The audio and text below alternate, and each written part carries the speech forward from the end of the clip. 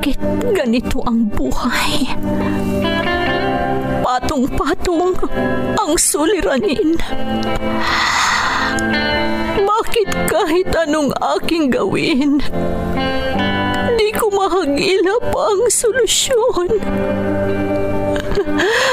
Bakit napakadilim ng mundo para sa akin? Kailan sisikat ang araw upang lumiwanag ang daang aking tinatahak? Upang lumiwanag ang aking mundo? Bakit napakailap sa akin ng magandang kapalaran? Napipili ba ang dapat mabuhay ng matiwasay? Ang dapat lumigaya? Tao rin ako. Ngunit bakit ako naisasantabi? Bakit?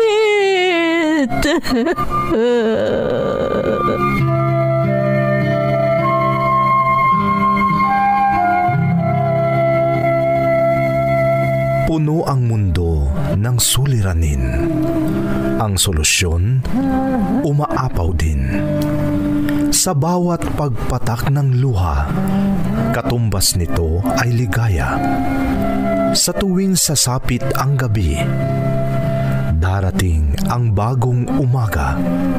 At sa tuwing tayo ay nadarapa, sa ating pagtingala, may malalakas na bisig na handang humatak sa ating muling pagtindig. Bakas ng lumipas.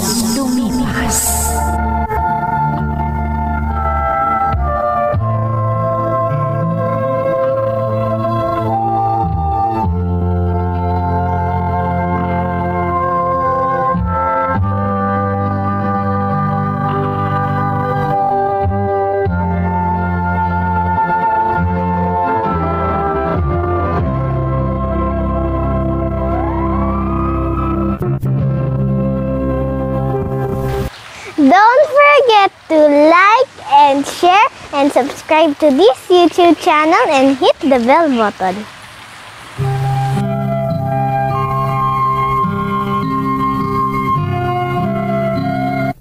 Magandang araw sa inyong lahat. Ang kwentong bibigyan natin ng buhay ngayon ay hango sa karanasang ipinadala ni Balong mula sa Pangasinan, pero kasalukuyang nasa Cebu. Ganito ang isinasaad ng kanyang sulat. Dear Ate Emmy, itago mo na lang ako sa pangalang Balong. Dahil yan ang nakalakhan kong tawag sa akin ng mga taong hindi ko man kaano-ano. Pero sila ang nagparamdam sa akin ng tunay na pagmamahal. Ayon sa kwento ng lolo at lola ko, high school sweethearts daw ang nanay at tatay ko. At noong magkukolehyo na sila, pumunta sila sa Maynila upang doon mag-aral. Ngunit hindi pa nila natatapos ang first year, nabuntis na ang aking ina at ako ang naging bunga. Napilitang umuwi ang aking ina dahil sa kanyang kalagayan. Ang aking ama ang naiwan upang ipagpatuloy ang kanyang pag-aaral. Dahil LDR ang kanilang relasyon, hindi sila ang nagkatuluyan. Pagkapanganak ng nanay ko, bumalik na siya sa Maynila upang mag-aral. At doon, nagkaroon siya ng nobyo, kaya iniwan ako sa poder ng aking lolo at lola.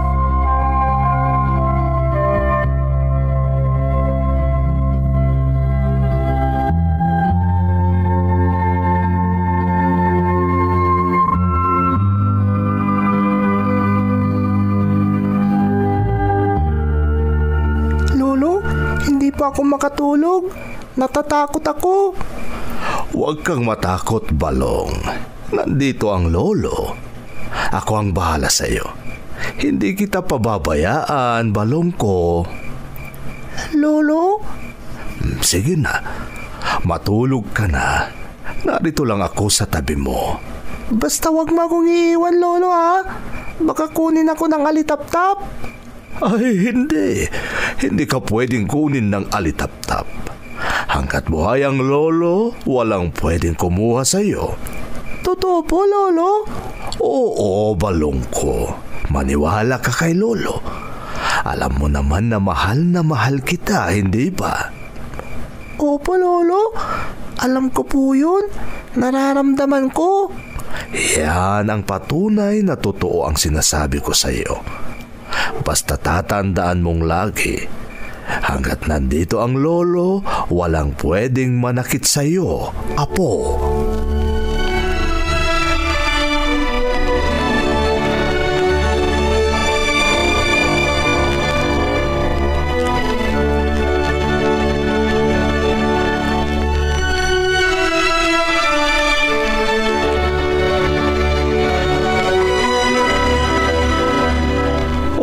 Balong ko, bakit hindi ka mapakali? Ano bang nangyayari? Itong assignment ko po, Lolo. Ang hirap. Parang hindi ko po kaya. Alam mo, apo, walang mahirap kung iintindihin mong mabuti. Tandaan mo yan. Ha? Ano pong ibig niyong sabihin, Lolo? Ang tao ipinanganak na may angking katalinuhan. Kaya walang bagay na hindi niya kayang gawin. Bakit po itong assignment ko sa math? Napakahirap. Baka naman tinatamad ka lang na unawain at intindihin. Kaya sinasabi mong mahirap. Ha? Apo, mahirap lang ang isang bagay kung tinatamad kang gawin. Tignan ko nga, Balong ko. Heto po, Lolo. Madali lang ito. Halika, apo, tuturuan kita. Sige po, Lolo. Turuan niyo ako para hindi ako mahirapan.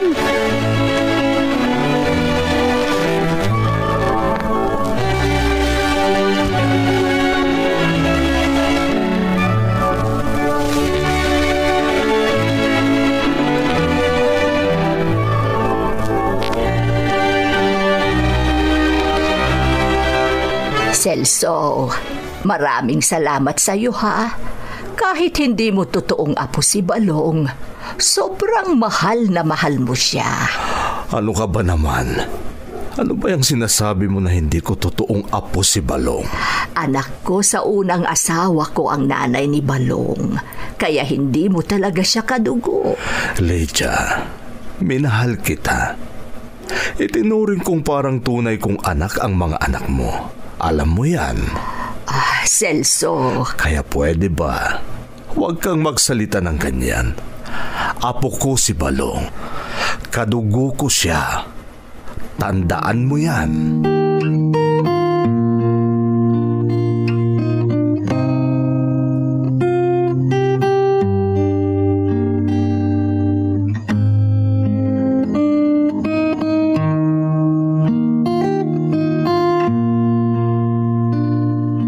Makadikit ka naman sa lolo ko.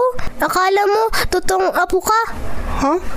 Lolo ko naman si Lolo, hindi ba? Anong lolo? Hindi, no? Kami lang yung totoong apo niya. Hindi ikaw. Ano? Sabi ng nanay ko, kawawa na daw ang lolo ko dahil sa'yo. Apo ako ni Lolo. Yan ang sabi niya sa akin. Hindi ka naman makaintindi. Hindi ka nga apo. Kami lang yung apo niya. Hindi ka kasama. Kami lang.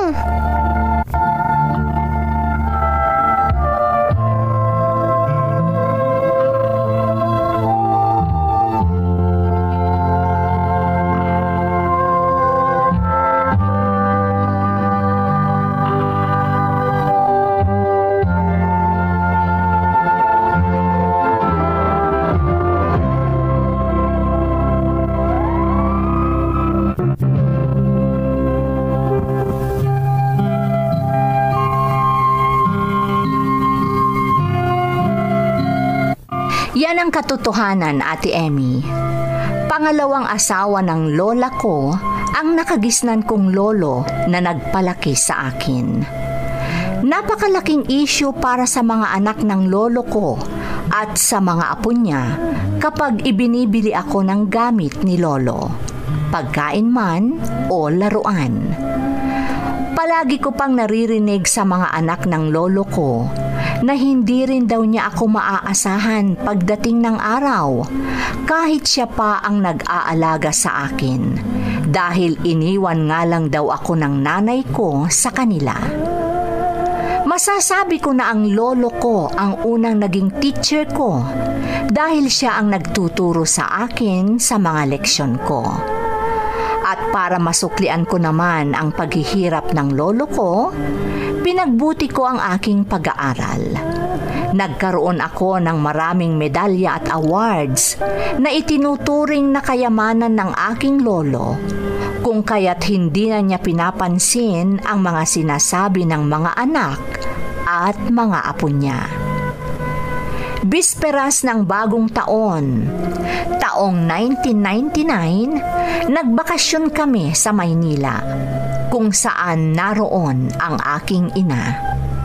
10 taong gulang na ako noon, Ate Emmy. 4 na din ang kapatid ko sa ina.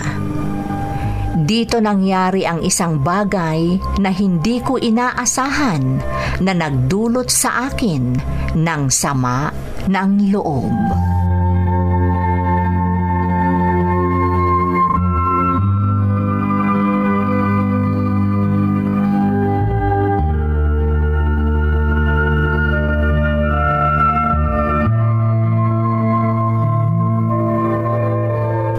Lolo, madami palang bisita sila inay ngayong bisperas ng bagong taon.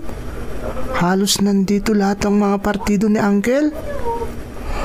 Oo nga, Balong ko. Hindi ko rin akalain na nandito ang mga partido ng pangalawang ama mo. Kung alam ko lang na ganito, Lolo, hindi na lang sana ako sumama.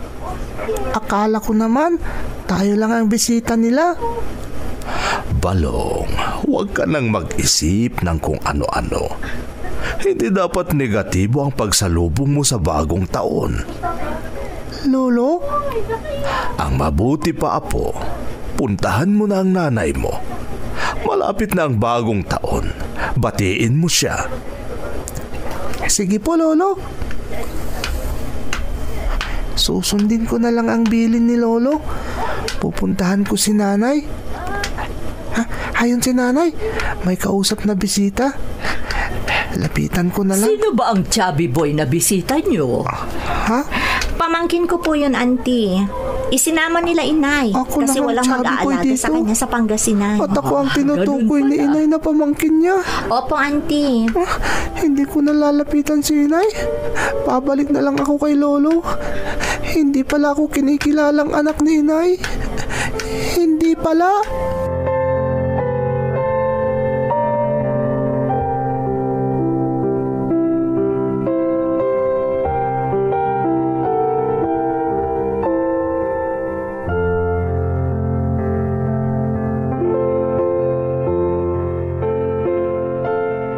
Balong, apo, 1 linggo ang usapan namin ng lola mo para magbakasyon tayo dito. Pero bakit gusto mo nang umuwi? Uwi na po tayo, Lolo. Ayaw ko na dito. Dahil ba sa hindi ka linalapitan ng mga kapatid mo sa ina? Dahil hindi sila nakikipaglaro sa iyo? Lolo? Balong ko, ikaw ang panganay.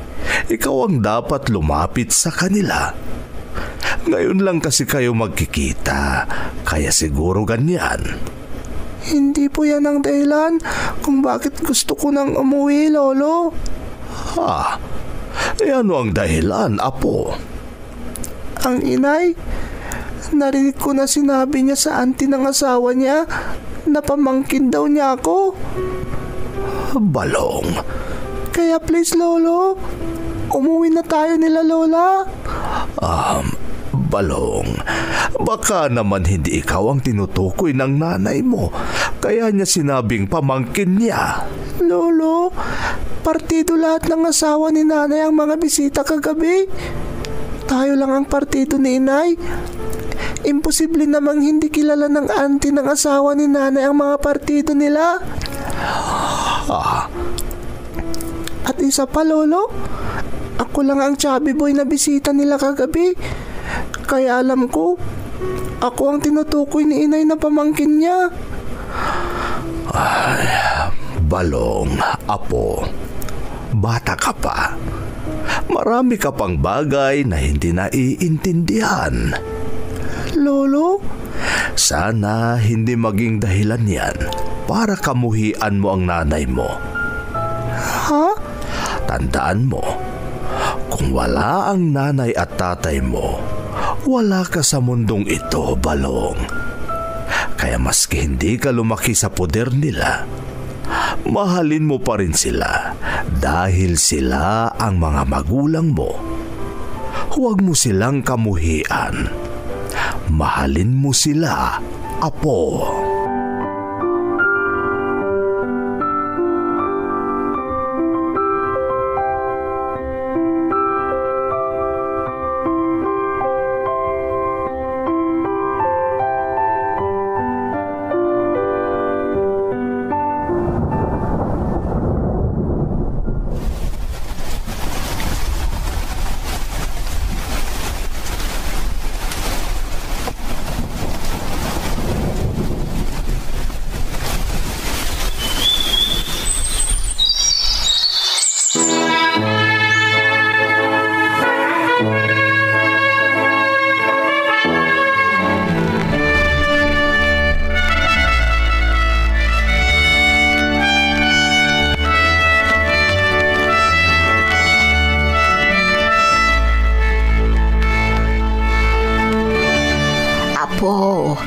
Nakapagtapos ka na ng high school. Bakit parang malungkot ka? Iniisip ko po kasi kung makakapagpatuloy pa ako ng kolehiyo, Lola. Apo, alam kong nahihirapan na si Lolo sa pagtatrabaho sa bukid para mapag-aral lang ako. Ayoko siyang mahirapan, Lola. Ha? Kaya titigil na lang po muna ako sa pag-aaral. At sino ang nagsabing titigil ka, Balong? Ha? Hindi ka titigil. Mag-aaral ka. At sa Maynila ka mag-aaral. Lolo? Oh, narinig mo ang sinabi ng lolo mo, apo ko. Totoo po ba, Lolo? Ayaw ko po kayong mahirapan. Ayaw ko po kayong mapagod. Balong, tutulong ang tiyuhin mo. Kaya magkukuleyo ka, Apo. Siya ang magpapaaral sa iyo. Ha? Totoo po, Lolo? Oo, Balong. Kaya makakapagkuleyo ka. At gaya nga ng sinabi ko, sa Maynila ka mag-aaral.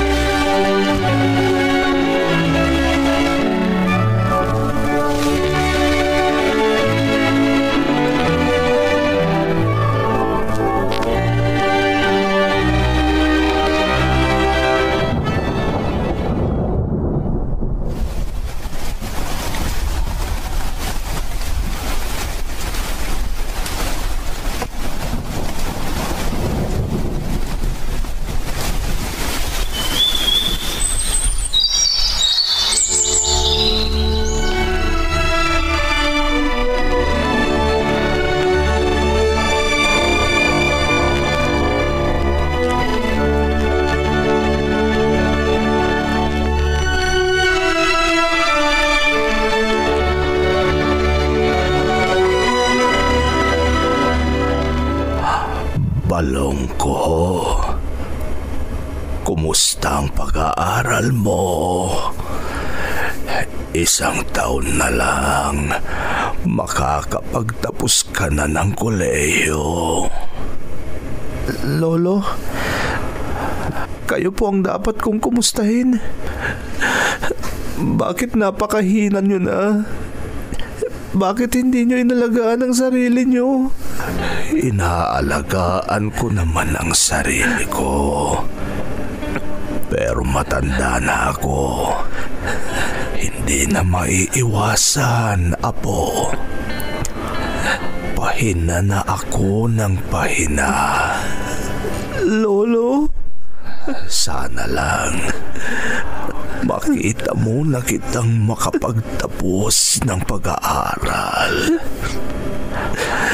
Alam mo, Apo, ang saya-saya ko dahil ang maliit na batang pinagpupuyatan kong alagaan noon, ngayon ay malapit ng maging isang profesional. Lolo? Ipinagdarasal ko sa Diyos na sana bigyan pa niya ako ng lakas para mahintay ko muna ang pagtatapos mo. Parang awa niyo na po, Lolo. Magpalakas kayo. Gusto ko pong naroon kayo sa araw ng pagtatapos ko. Parang nung elementary at high school ako. Balong, Apo. Pangarap nating dalawa ito, Lolo. Hindi po ba? Nung bata pa ako, kayo ang unang naging teacher ko. Kung meron akong hindi maintindihan noon o hindi kayang gawin, kayo ang nagtuturo sa akin.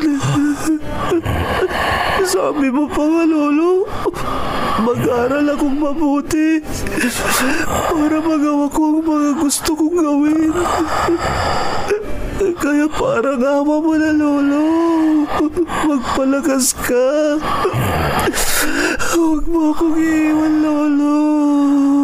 Parang awa mo na, Lolo.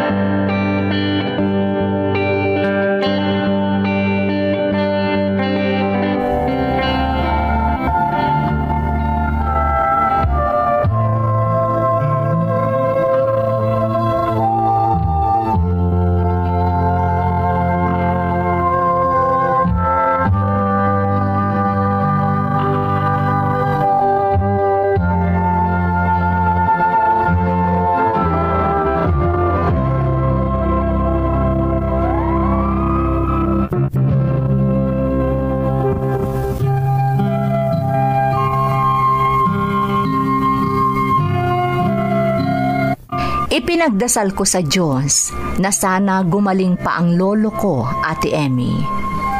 Pero pagkalipas ng ilang buwan bago ang graduation ko, namatay ang lolo ko. Lung cancer ang naging sanhi ng kamatayan niya.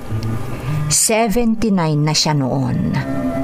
Napakasakit sa akin dahil hindi na nahintay ni lolo ang graduation ko.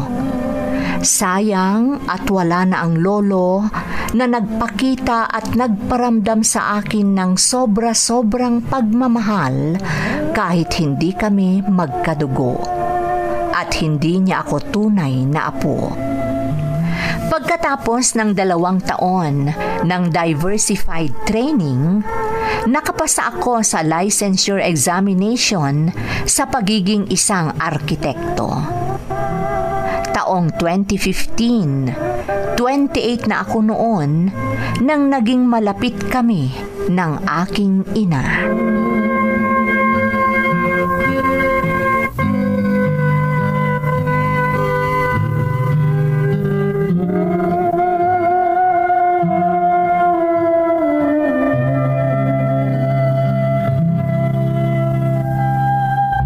Anak, salamat at naging malapit ka na sa mga kapatid mo. Salamat at hindi mo sila kinamuhian. Bakit naman ako mamumuhi sa kanila? Wala naman pong dahilan, hindi po ba? Anak, Nagpapasalamat din po ako at natanggap niyo na ako. Hindi kagaya noong bata pa ako na ipinagkakailan niyo ako. Ha? Narinig ko kayo noon, Inay. Sinabi niyo sa mga bisita niyo na pamangkin niyo ako nung itanong kung sino ang chubby boy na bisita niyo. Balong. Kung maaalala niyo, bisperas noon ng bagong taon. Kaya sa halip na magtagal pa kami ni na lolo at lola ng 1 linggo sa inyo, pinilit ko silang umuwi na lang kami dahil sa sobrang sama ng loob ko. Balong, sorry anak. Patawad. Hindi ko sinadya ang nangyari. Hindi ko rin maintindihan kung bakit ganon ang naisagot ko noon. Hindi ko maintindihan ang sarili ko. Patawad, anak. Huwag kayong mag-alala, Nay. Wala na po sa akin yon. Kabilin-bilinan noon ng lolo ko na huwag akong magtatanim ng galit sa inyo.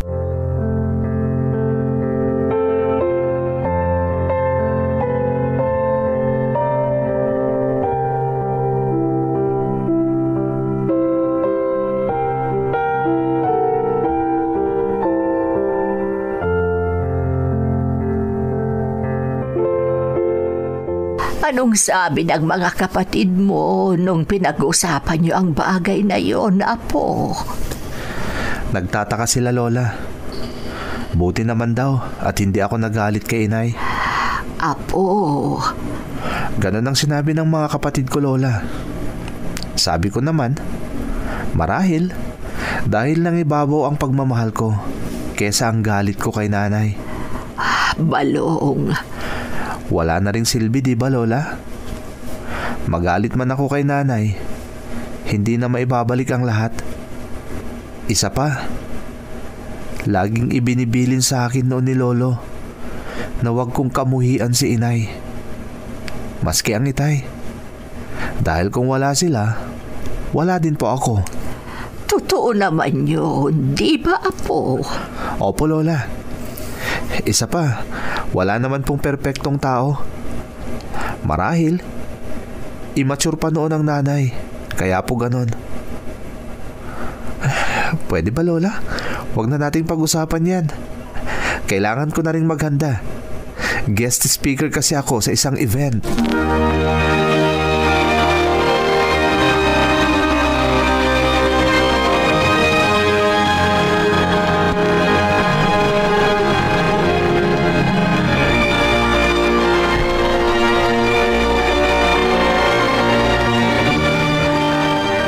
Anak, ipinagmamalaki kita. Ang galing mo, anak. Salamat po, Nay. Hindi ko inaasahang magpapaparty pa si Chong dahil sa pagiging guest speaker ko. Anak, sa pamamagitan man lang nito ay makabawi kami sa iyo. Nay, sinabi ko naman, kalimutan na natin ang nakaraan. Tapos na yun. Balong, anak. Pero, teka lang, Nay. May tatanong lang ako. Ano yun, anak? Yung lalaking kausap ni Chong. Yun, no? Ha? Parang nakikilala ko siya. Hindi ba't... Oo, anak. Siya ang iyong ama.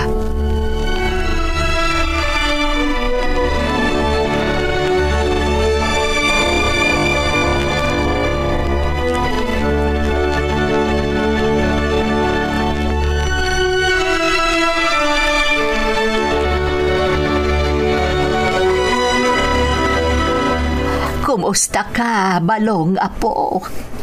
Madaling araw na nung matapos kayong mag-usap-usap ng iyong ama at ang asawa ngayon ng iyong ina.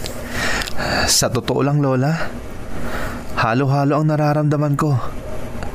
At hanggang ngayon, ganun pa rin ang pakiramdam ko. Halo-halo. Bakit, Apo? Anong ibig mong sabihin? Hindi ka ba masaya at nakausap mo ang iyong ama? Hindi mo pa ba napatawad ang iyong ama na nang-iwan sa'yo simula pagkabata? Hindi po sa ganun, Lola. Dahil sa totoo lang, pinatawad ko na ang aking ama ng maluwag sa aking dibdib. Pero aaminin ko, Lola, nalulungkot ang puso ko. Anong ibig mong sabihin, Apo? Nalulungkot ako dahil sa nakita kong hitsura ng aking ama, Lola. Apo? Dahil kahit hindi binanggit ni Itay, alam kong naghihirap siya ngayon. Nahihirapan si Itay, Lola. Apo? Naaawa ako sa kalagayan ni Itay. Kaya alam mo, Lola, pagkatapos naming mag-usap-usap, bago ako natulog, ipinanalangin ko sa Diyos na sana'y bigyan niya pa kami ng mahabang panahon na magkakasama-sama. Hindi naman siguro kalabisan ang hiling ko sa Diyos na bigyan niya ng mahabang buhay ang aking mga magulang. Dahil gusto kong iparamdam sa kanila na kahit iniwan nila ako nung ako'y maliit pa, mahal na mahal ko sila. At wala ako ni katiting na hinanakit sa kanila. Dahil yan ang pangunahing natutunan ko kay Lolo. Iyan ang itinanim ni Lolo sa isip ko. Ang mahalin at pakitaan ng mabuti ang aking mga magulang.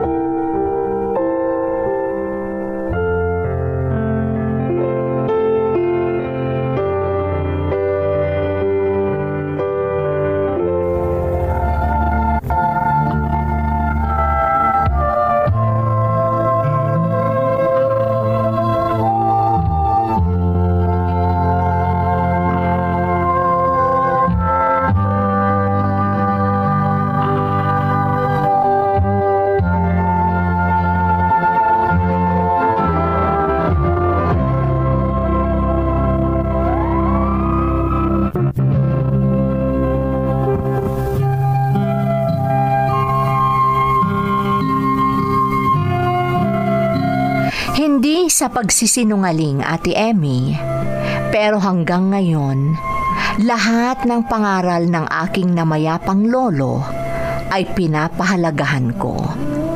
Nakatago sa kaibuturan ng aking puso. At noong dumalaw ako sa puntod ng pinakamamahal kong lolo, halos naglupasay ako sa kaiiyak. Dahil ramdam na ramdam ko ang pangungulila sa isang taong naging gabay ko sa buhay para ako'y mahubog at maging isang mabuting tao. Taong 2018, noong natapos ko ang master's degree in business administration at kasalukuyan akong nag-aaral ng doctorate degree sa development studies habang ako'y nagtatrabaho. Ate, lahat ng aking sakripisyo sa pag-aaral at pagtatrabaho, lahat ng natatanggap kong parangal ngayon ay handog ko kina Lola at sa namayapang mapagmahal kong lolo, kung kanino ko utang ang lahat. Sa ngayon, ako ay narito sa Cebu. Dahil sa pandemya, mas pinili kong manatili rito.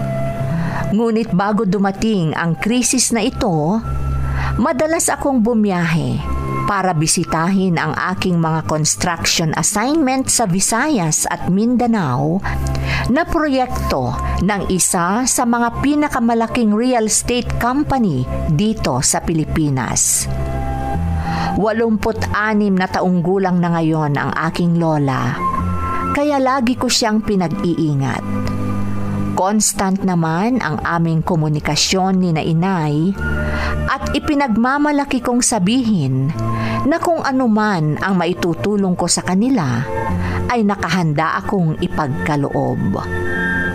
Ito ang aking kwento. Lubos na gumagalang, Balong. Balong, una sa lahat, nais kitang pasalamatan dahil sa pagbabahagi mo ng iyong kwento. Pinakamasakit na siguro para sa isang anak na itanggi siya ng kanyang sariling ina. Ngunit dahil sa paggabay at pangaral sa iyo ng namayapa mong lolo, nagawa mong harapin at lampasan ang naturang yugto sa iyong buhay sa kabila ng mura mo pang edad. At saludo ako sa iyo sa bagay na yan. At ang pangunahin kong pinupuri sa iyo ay ang pagiging mapagpakumbaba at kabutihan mo. Dahil sa kabila ng lahat ng iyong naranasan, ay bukas palad ka pa ring tumutulong sa mga minamahal at pinapahalagahan mo sa buhay. Isang bagay na hindi kailanman matutumbasan ng anupamang halaga. Muli, ako'y nagpapasalamat sa pagbabahagi mo ng iyong kwento dito sa ating programa. Bakas ng Lumipas. Di mabubura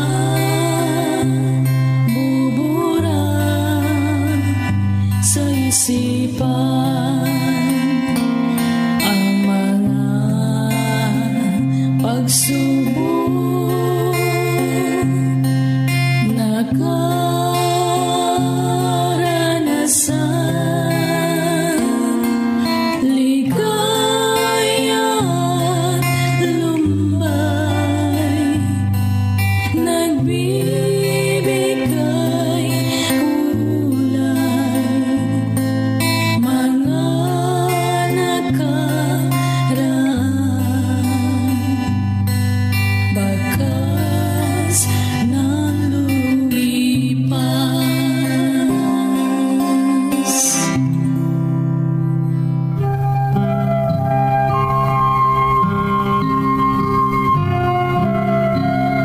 Magandang araw sa inyong lahat.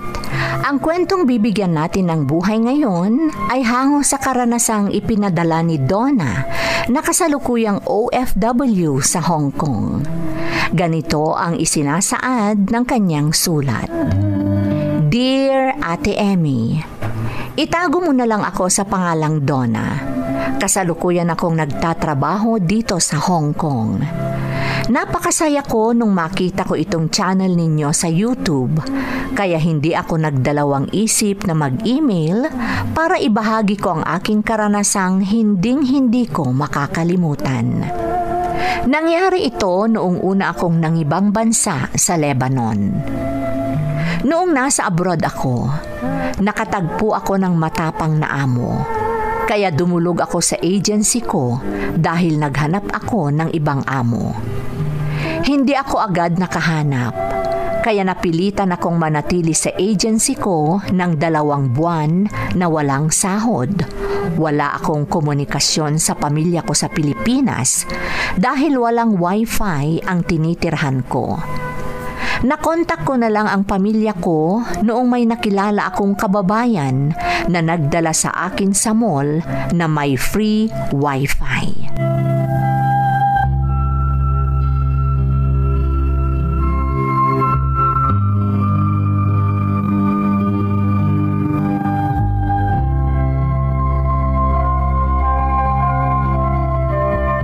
Pasensya na kayo, Tay. Wala akong magawa. Hindi ko kayo makontak dyan sa Pilipinas dahil walang wifi ang tinitirhan ko. Ang mahalaga ngayon, anak, nakapag-usap na tayo. Okay na sa amin yun. Pasensya na po talaga kayo, Itay. Wala yun, anak. Kumusta ka na dyan? Kailan ka makakapagtrabaho? Naghahanap pa ang agency ko ng magiging amo ko, Itay. Paano kung matapang rin, gaya ng una mong amo? Huwag naman sana. Gusto ko nang makapagtrabaho para makapagpadala na ako dyan sa inyo sa Pilipinas. Ipagdarasal namin na mangyari yan, anak. Na makahanap ka na ng trabaho para makapag-umpisa ka na. Oo nga po, Tay. Sana sa lalong madaling panahon, makahanap na ako ng bagong amo.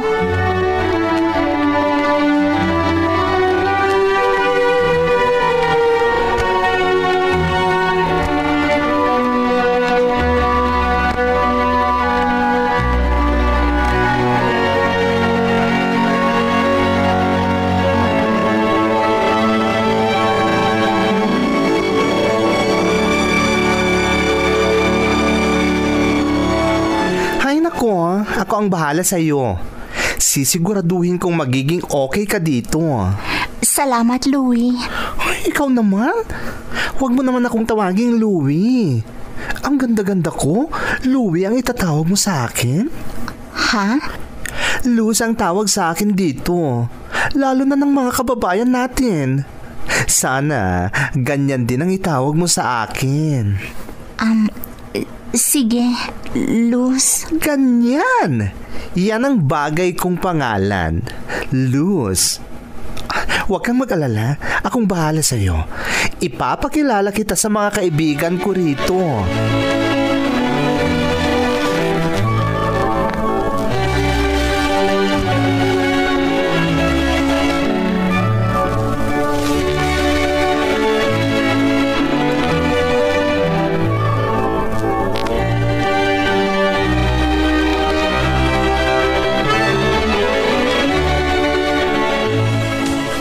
Donna, nag-i-enjoy ka ba dito, ha? Oo, huwag kang mag-alala. Paano kang mag-i-enjoy? Wala ka namang partner. Tingnan mo nga, lahat kami may partner. Ikaw lang ang whiz. Kailangan pa bang may partner ako? Aba, dapat lang. Para mag-enjoy ka naman. Tingnan mo kami. Lahat kami enjoy dahil may partner kami. Okay lang, kahit wala akong partner. Alam mo namang may asawa ako sa Pilipinas. Hay naku, Donna. Huwag kang magtiwala sa asawa mo. Alam mo naman ang mga lalaki. Pag nasa ibang bansa ang asawa nila, siguradong gagawa ng kalokohan yung mga yan. Ano? Yan ang totoo. Kaya huwag kang magtiwala sa asawa mo sa Pilipinas. Baka ngayon pa lang, may kapalit ka na. Naku, huwag naman sana. Maniwala ka sa akin, Donna. Ang mabuti pa, makipag-chat ka na rin sa iba. Para pag magkatotoo man ang sinabi ko, hindi ka magmumukhang kawawa.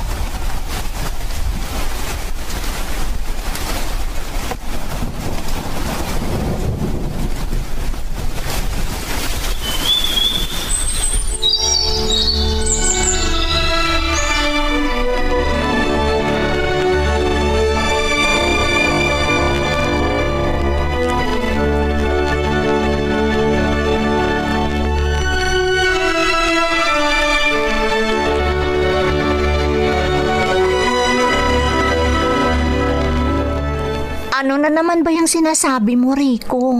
Sinasabi ko lang ang napapansin ko sa'yo, Donna. Nagbago ka na. 1 taon ka pa lang dyan sa Lebanon. Ganyan lang pinapakita mo. Parati kang nagmamadali pag ganitong nagvi-video call tayo. Marami nga akong ginagawa dito. Ano ka ba? Alam kong day off mo ngayon.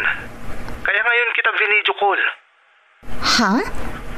Sabihin mo nga sa akin ang totoo, Donna. Meron na bang... Ano ka ba naman, Rico? Kung ano-anong sinasabi mo. Magpasalamat ka na lang at nandito akong nagtatrabaho. Donna? Pwede ba? Huwag mo nga akong paghinalaan. Baka ikaw ang may ginagawang masama dyan sa Pilipinas.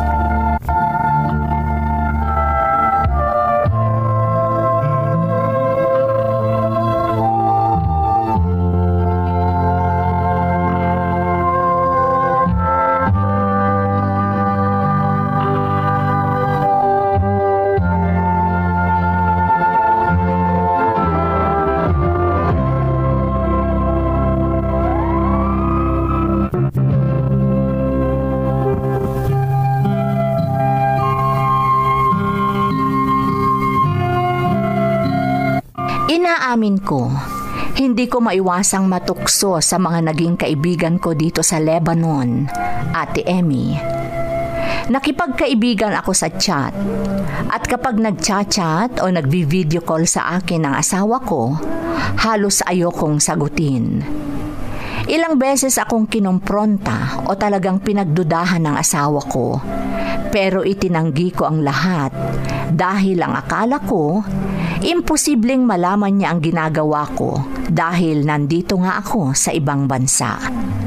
Kasabay niyan ay nabuntis din ang nanay ko sa tinatawag na menopausal baby dahil 43 years old na ang nanay ko noon.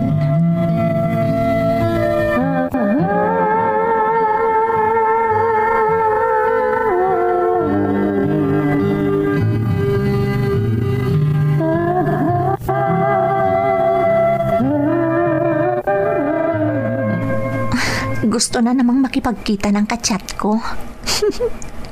Namimiss ko na rin siya. Kaya pumayag na ako sa request niya. Sabi ko, magkita kami ulit. Hindi bale. Ako lang naman ang nakakaalam ng mga ginagawa ko dito sa Lebanon. So just go with the flow. Ha? Tumatawag na naman ang asawa ko. Ang kulit talaga ng lalaking ito.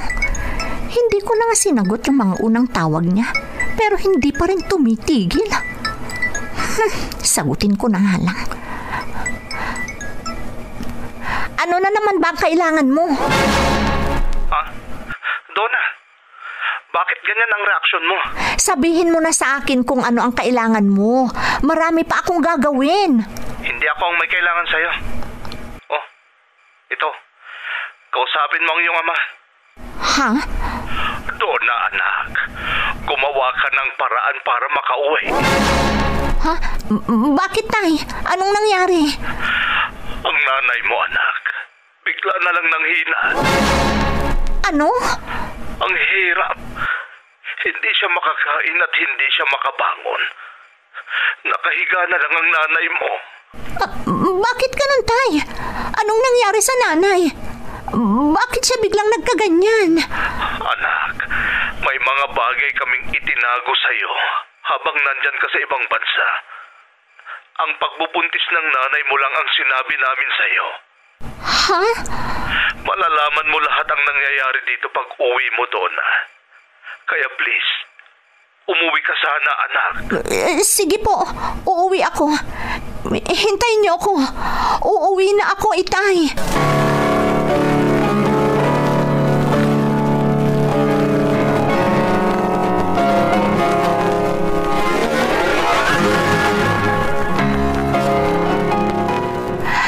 Pinaparusahan na yata ako, Luz. Bakit ang nanay ko ang nagdurusa sa mga ginagawa ko? Huwag kang magsalita ng ganyan, girl. Anong pinaparusahan ang sinasabi mo? Yung mga ginagawa ko dito. Yung pakikipag-chat ko sa iba't ibang mga lalaki. Ha? Iyan ang nararamdaman ko, Luz. Inaamin ko. Para akong binagsakan ng langit nung nakausap ko si Itay. Nung nalaman ko ang kalagayan ng nanay ko. Pwede ba? Huwag kang mag-isip ng kung ano-ano. Ang importante ngayon, pinayagan ka ng amo nating makauwi sa Pilipinas para maasikaso ang nanay mo. Oo nga. Buti na lang pumayag ang mga amo natin na pauwiin ako. Buti na lang, Luz.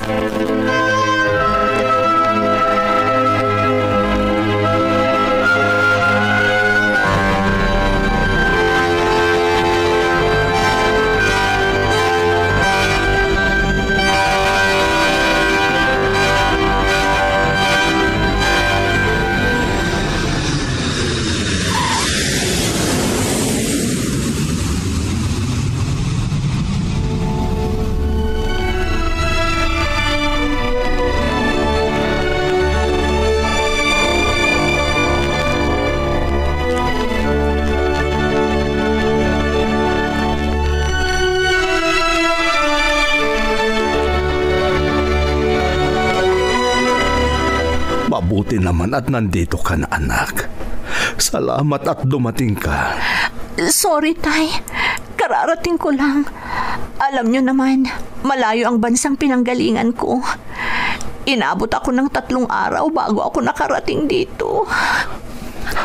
Oo, anak. Alam ko yun. Naiintindihan ko, anak. Kumusta si Inay? Hindi maganda.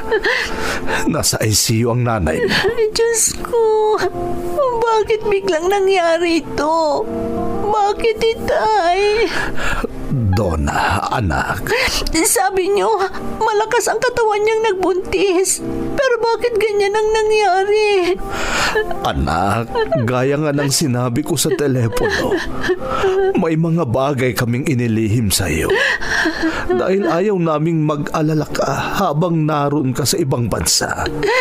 Tay. Pero huwag kang mag-alala, Donna. Malalaman mo ang lahat ngayong narito ka na. Gusto kong makita si Inay. O sige, anak. Puntahan mo muna ang nanay mo.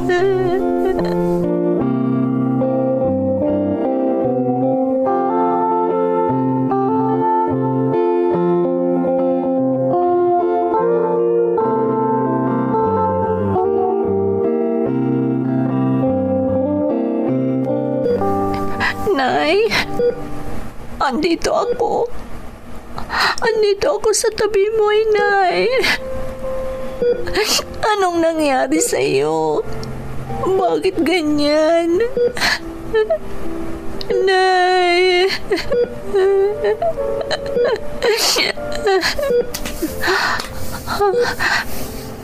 Nagmulat ng mata si Inay. Tinititigan niya ako. Nay, kumusta ka na?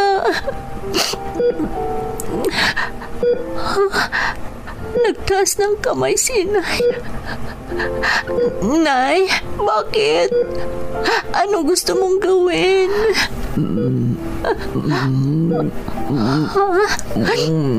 Gusto mong haplusin ang mukha ko, Inay? Eto, Nay. Ito po mukha ko. Nay, magpalakas ka. Please. Kaya mo yan, Nay. Magpalakas ka.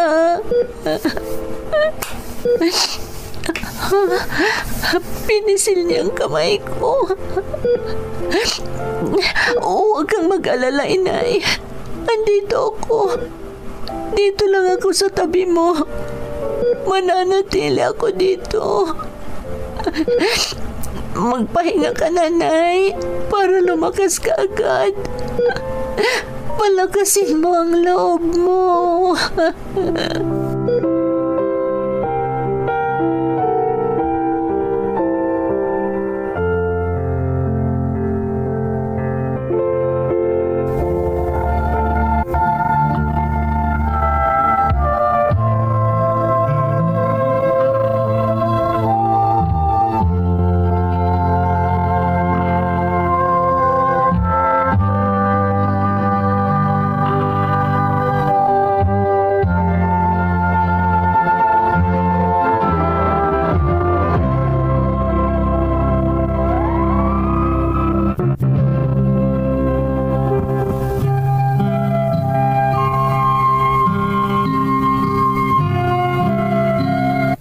Nanatili ako ng higit 1 oras sa tabi ng nanay ko pagdating ko, Ate Emmy. Hawak-hawak niya ang aking kamay. Hindi siya nagsasalita at nakatitig lang sa akin. Dahil kagagaling ko lang sa biyahe, nagpaalam akong uuwi ako para makapagpahinga. Nanatili sa ospital ang aking ama at ang isa kong kapatid. Halo-halo na ang nararamdaman ko nung magkausap kami ng aking asawa.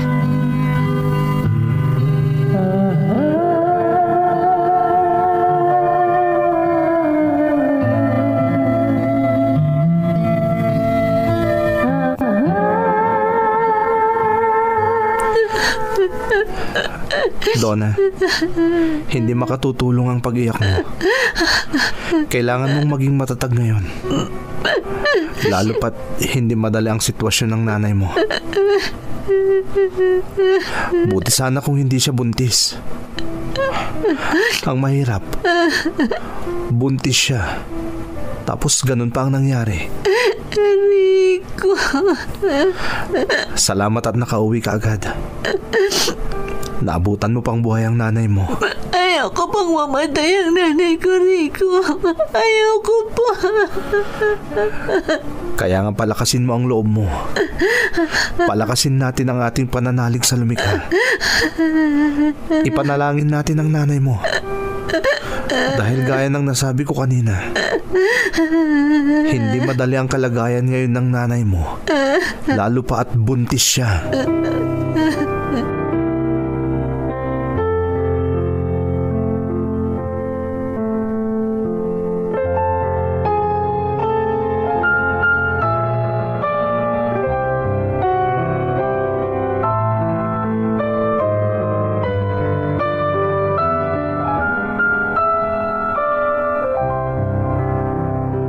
Simulan nung nagpaalam ka kahapon para umuwi, hindi pa gumigising ang nanay mo.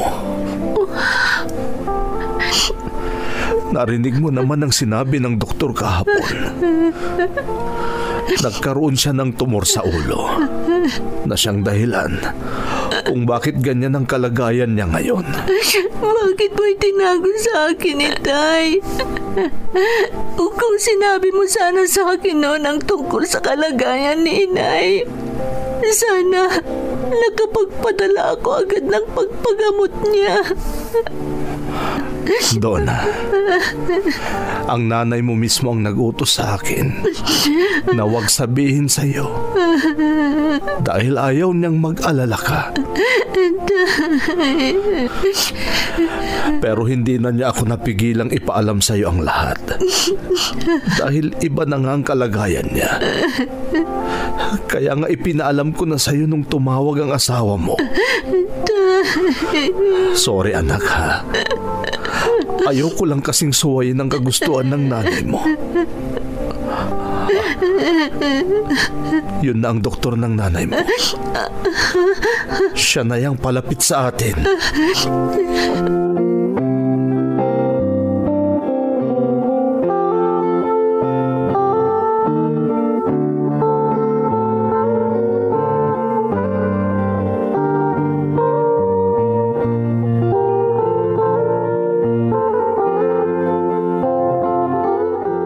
Ano pong sasabihin niyo, Doktora? Oo nga po, Doktora. Ano po yun? Mister, nasabi ko na sa'yo ito noon. Pero sinabi mo na kailangan mong hintayin ang iyong anak mula sa ibang bansa. Doktora. Ako po yan, Doktora. Dumating na ako kahapon. Pinakamabuti kung iuwi nyo na ang pasyente. Palaki ng palaki ang bayarin ninyo dito sa ospital. Doktora. Sana maintindihan nyo ako. Sinasabi ko ito dahil ayokong mas lumaki pa ang gastos ninyo kahit wala ng pag-asa. Huwag sana kayong magalit sa akin. Gusto ko lang magmalasakit.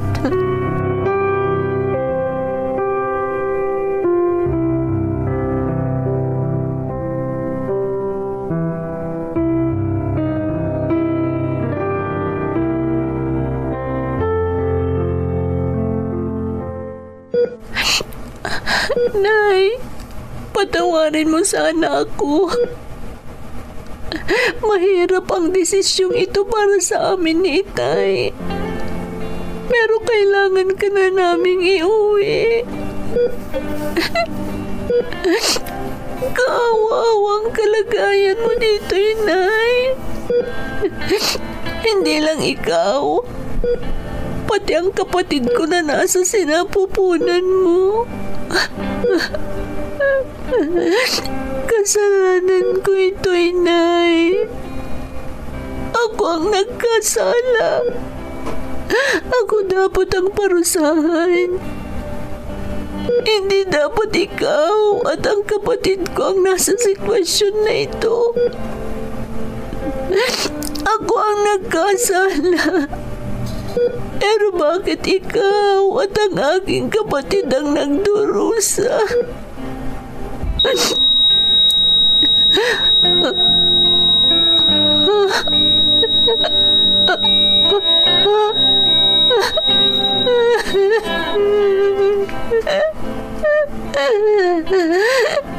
Diyos ko, sa iyong mga kamay, ipinagkakatiwala ko ang aking ina at ang aking kapatid sa kanyang sinapupunan. At patawarin mo sana ako sa mabigat na kasalanang nagawa ko, Diyos ko. Patawad po, Panginoon ko.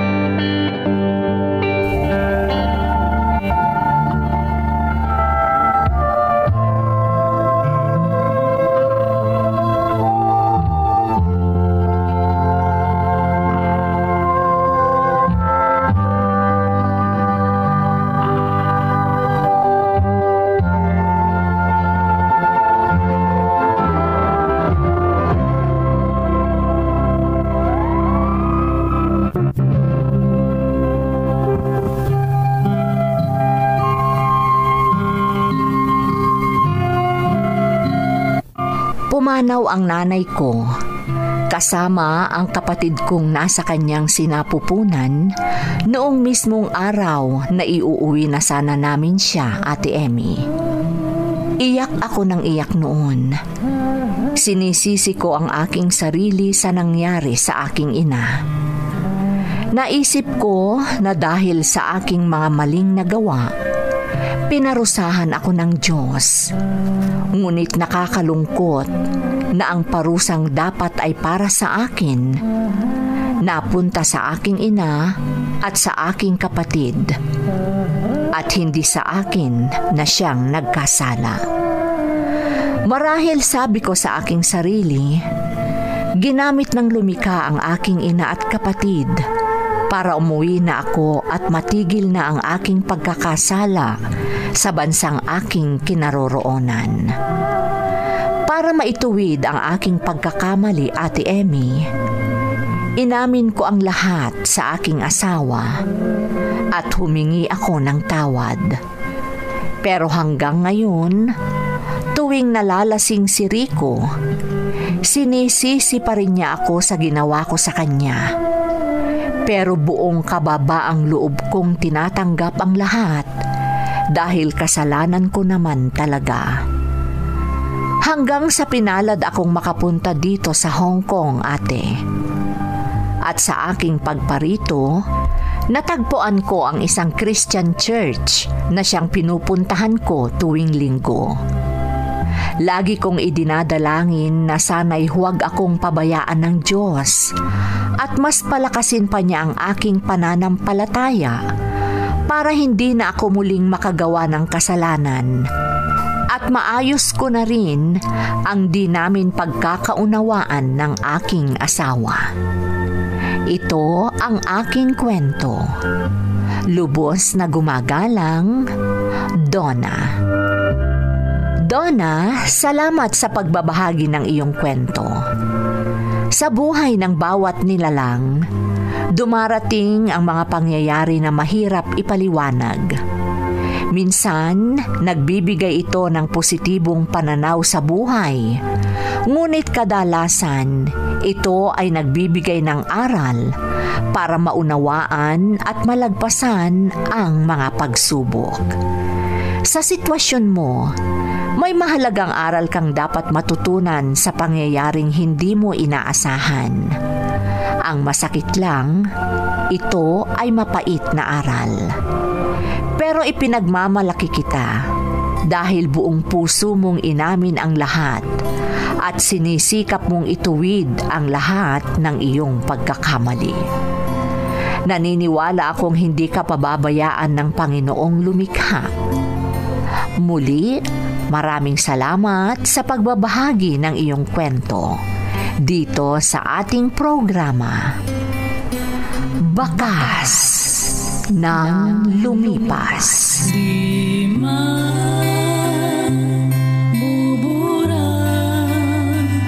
sa isipan ang mga pagsubok.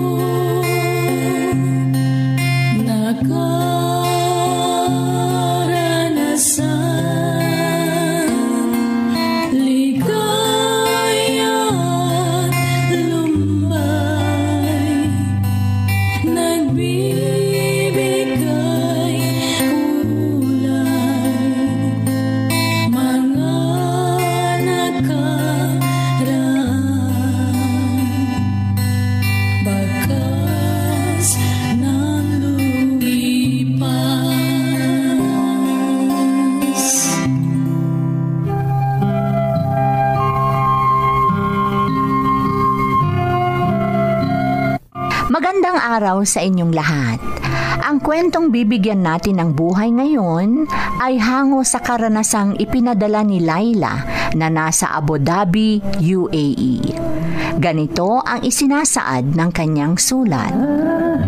Dear Ate Emmy, itago mo na lang ako sa pangalang Laila. Kasalukuyang nandito ako sa Abu Dhabi. Sa totoo lang, matagal na ako dito at balak kong mag-for good kapag natapos na ang aking kontrata.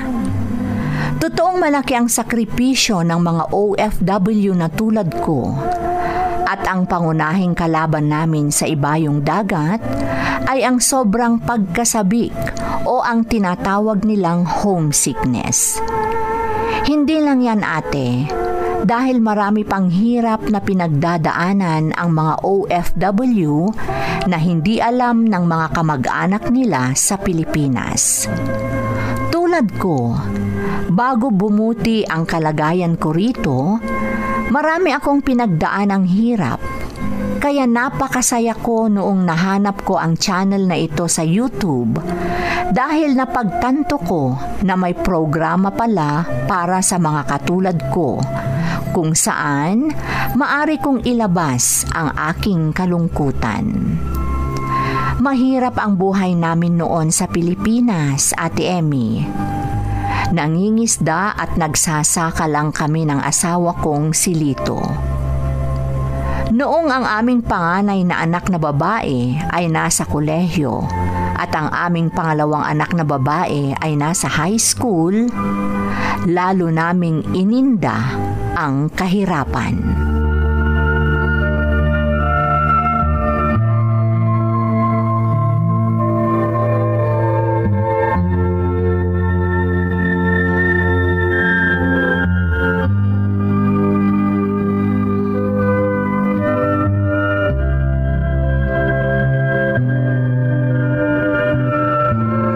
Ano yung sinabi ng kaibigan mo sa iyo, Laila? Mangingibang bansa ako, Lito. Magtatrabaho ako bilang domestic helper. Pero kaya mo ba? Baka mahirapan ka lang. At isa pa, marami akong masamang nababalitaan tungkol sa mga nangingibang bansa nating kababayan. May awa ang Diyos. Hindi niya ako pababayaan. Laila. Lito, pahirap na ng pahirap ang buhay natin dito. Bihira na rin tayong tawagin ngayon para magtrabaho sa bukid. Madalang na rin tayong makahuli ng isda sa ilog. Paano na lang tayo mabubuhay? Kaya pumayag ka na para mailakad ko ng mga papeles ko. Para maibsan naman ang hirap natin. Kung talagang desidido ka na, sige, susuportahan kita. Salamat, Lito. Salamat sa pangunawa. Kailangan kong iproseso ang aking mga papeles para makapunta na ako sa ibang bansa.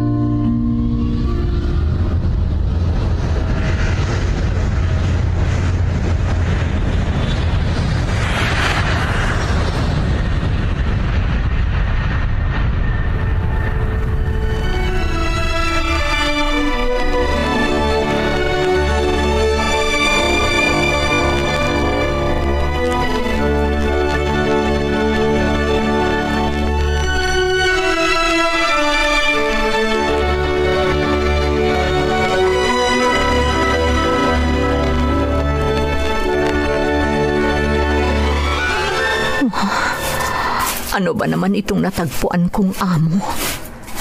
Bukod sa 6 na makukulit ang mga anak, pareho pa silang matapang sa akin. Di bali sana kung hindi sila madamot sa pagkain. Pero magtitiis ako. Kailangan kong magtrabaho para sa naiwan kong pamilya sa Pilipinas. Diyos ko, bigyan mo ako ng lakas ng loob. Magtitiis ako. Magpapaalila ako dito. Basta huwag mo akong pabayaan, Diyos ko. Ilayo mo ako sa panganib. Bilisan ko ng paglilinis habang wala pa ang mga amo ko. Kailangang malinis ko na ito bago sila dumating. Lalo na at magkakaroon pa sila ng selebrasyon.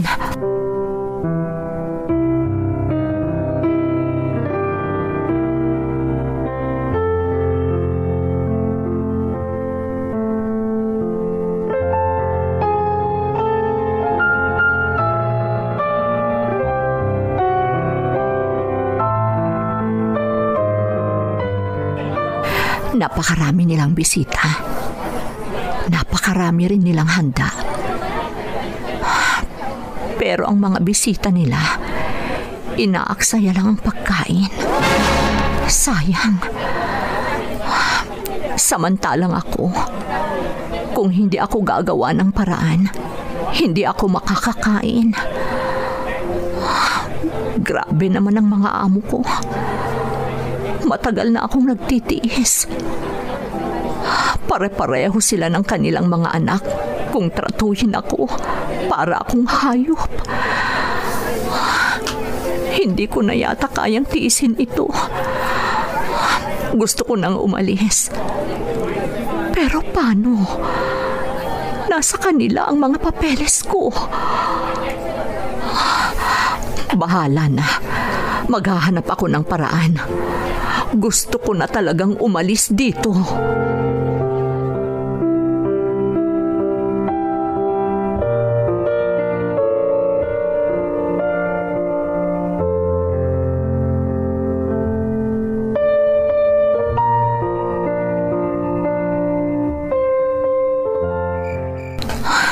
Nakalabas na ako sa bahay ng mga amo ko.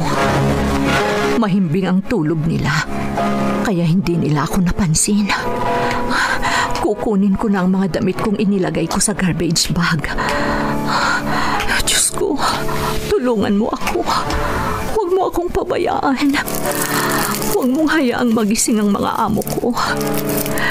Ipahintulot mo sanang makaalis na ako dito. Dahil hindi ko na talaga matiis ang kalupitan nila sa akin. Malapit na ako sa gate. Huwag mo akong pabayaan, Diyos ko.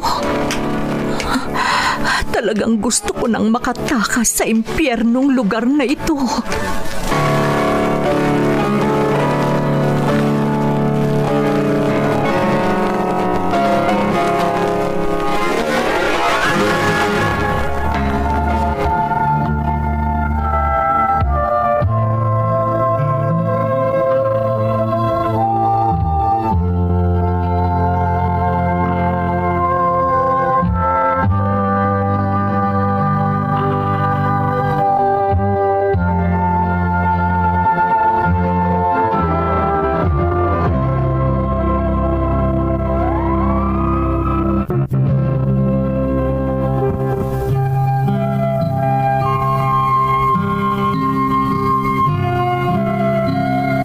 Ang domestic helper na nakilala ko sa kapitbahay ng amo ko ang isa sa mga nagbigay ng lakas ng loob sa akin para tumakas, Ate Emmy.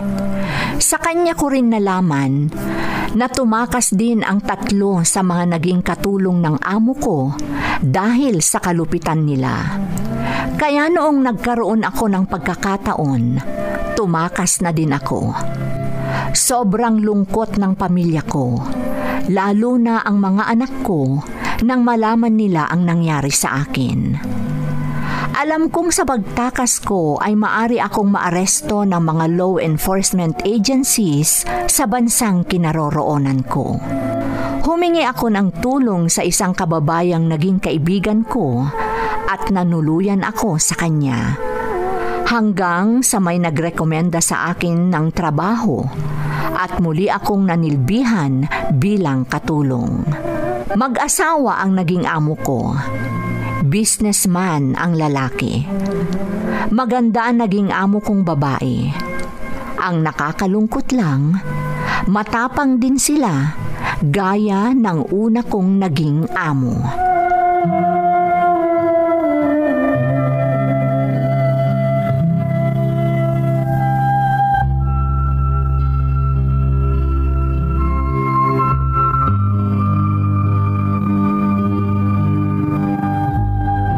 What kind of meal is this, Lila?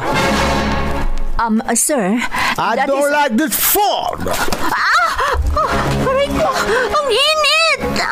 You must learn to cook the food I want to eat, or else better get out of here.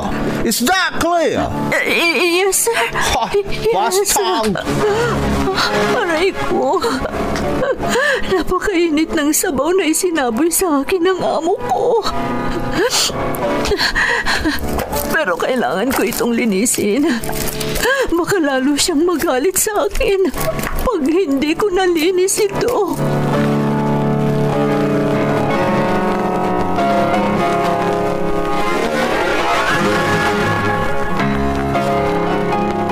Kami lang ng amo kong lalaki ang naiwan dito sa bahay. Natatakot ako. Pero kailangan kong ituloy ang trabaho ko. Baka sabihin niyang tamad ako. Lila! Where's my back towel?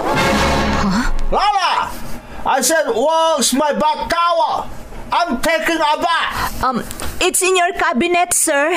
Oh, so you want me to go out the back room naked, huh? Okay, if that's what you want to, bastard. Diyos ko, hubot-hubad na lumalapit sa akin ang amo ko. Is this what you want, huh? To see me naked? No, sir. Just go to the bathroom, please. Go to the bathroom.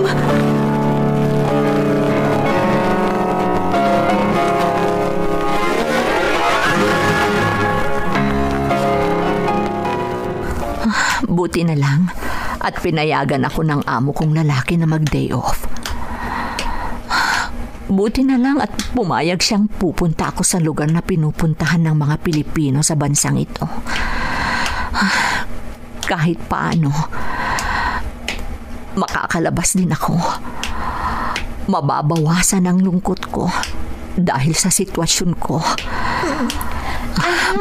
Malapit na. Diyos ko, ang amo kong babae nakikipaghalikan sa ibang lalaki. Kaya pala siya laging lumalabas. Mayroon pala siyang ibang ginagawa. Ayun, naghiwalay na sila ng kasama niyang lalaki. Nakita ko ng amo kong babae. Hey, you, Lila! Madam? Don't tell my husband what you saw. You understand? Madam? I said don't tell my husband what you saw, or else I will beat you.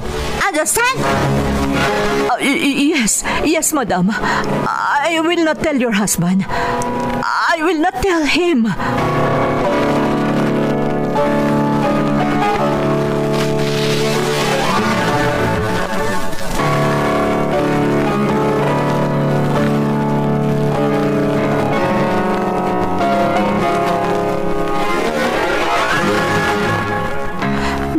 gabi ang mga amo ko. Kahit hindi ko masyadong naintindihan ang usapan nila. Alam kong nadiskubre ng amo kong lalaki na may ibang ginagawa ang kanyang asawa. Nakakatakot. Baka akala ng amo kong babae na ako ang nagsumbong. Hindi ko na lang sila papansinin. Maglilinis na lang ako dito sa sala. Alam kong kahit gabi na, pinagmamasdan pa rin nila kung ano ang ginagawa ko. Gusto nila akong magtrabaho hanggang 11:00 ng gabi. Hey, you passed out! Madam? You go away now! We don't need you anymore! What? Madam, it's night already. I don't know where to go. Please don't. No, you go away now! I don't want you here anymore! We don't need you! You go away! Now!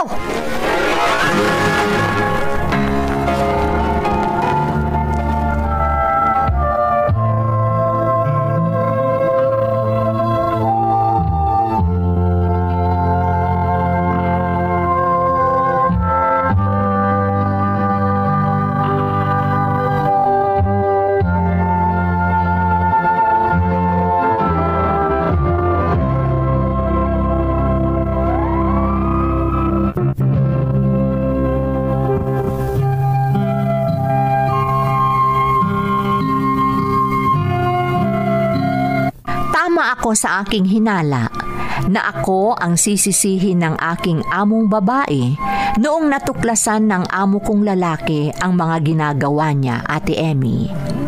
Kaya kahit gabing-gabi ay pinalayas niya ako sa kanilang bahay.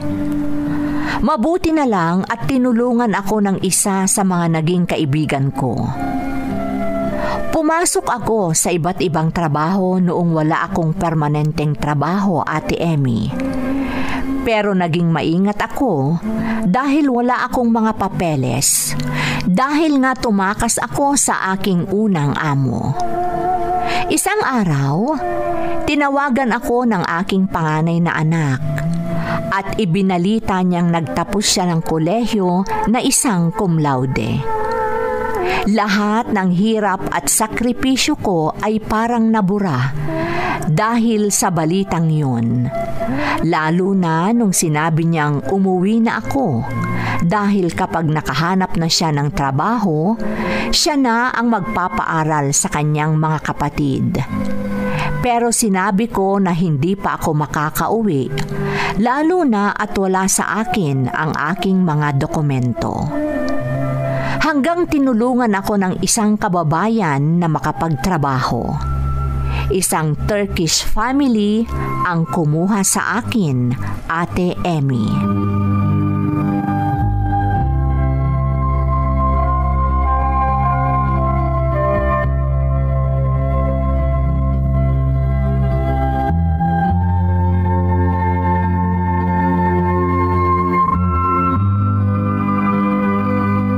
Nakahanap na ako ng mabait na amo, Lito. Talaga? Di mabuti naman kung ganon. Oo, Lito. Hindi na nakakatakot ang mga amo ko ngayon. Sigurado ka, Laila? Baka naman kapareho ng mga una mong nakilala. Baka mabait lang sila sa una, pero lalabas din ang tunay nilang ugali. Hindi. Iba na sila. Yung mag-asawa, napakabait sa akin. Yung matandang inaalagaan ko, mabait din. Hindi kagaya ng dati. Laila. At higit sa lahat, hindi nila ako ginugutom. Hindi tulad ng mga amo kong dati na nasubukan ko pang tusukin ng toothpick ang mansanas para lang mabulok. At pag tinapon na nila, ay saka ko lang kukunin at kakainin. Laila, asawa ko. Ngayon ko lang naranasan na tratuhin ako na parang tao dito, Lito. Hindi katulad ng dati na parang hayop kong tratuhin nila. Ngayon ko lang naranasan Natratuhin ako na parang tao, Lito. Ngayon lang.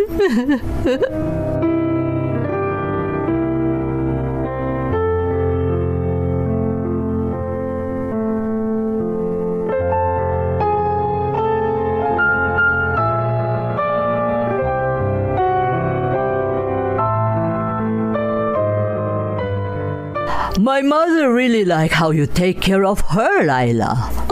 Thank you, Mom. I also appreciate how you treat me. Unlike my employers before, they are inhuman. They treat me like an animal, Mom. Oh, I feel you, Laila. But don't worry. We are not like them. I know, Mom. You are so different. That's why I'm doing everything I can to take care of your mother and to do other chores in the house. Me and my husband notice all your good works, Laila. My mother also appreciates your kindness to her, and she really likes you so much. Mom, we want you to have a visa, Laila. We will help you. Really, Mom? Yes. We want to repay for all your sacrifices taking care of my mom like a family.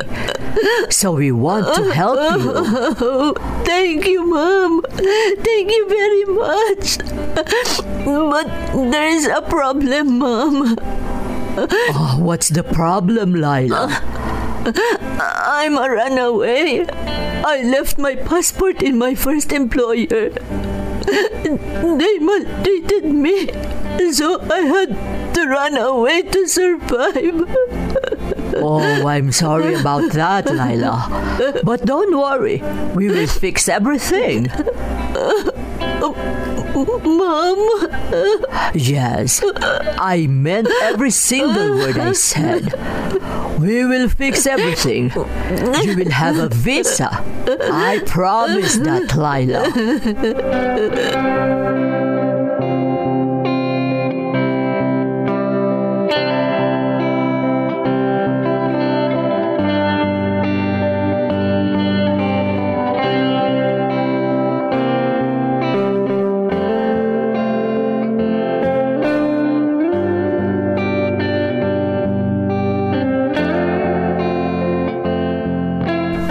Lito, naayos na ang mga papeles ko. Legal na ako dito at hindi na ako run away. Totoo, Laila? Oo, Lito. Tinulungan ako ng mga amo kong Turkish para ayusin ang lahat. Para makuha ang passport ko sa una kong employer at para makakuha ako ng visa. Magpasalamat ka sa Diyos at magpasalamat ka rin sa mga amo mo. Sobrang pasalamat ko sa Diyos at sa mga amo ko, Lito. Kung ganun, Laila, makakauwi ka na dahil legal na ang mga papeles mo dyan. Oo, Lito. Pwede na akong magbakasyon dyan sa Pilipinas. Magkikita na rin tayo pagkatapos ng mahabang panahon.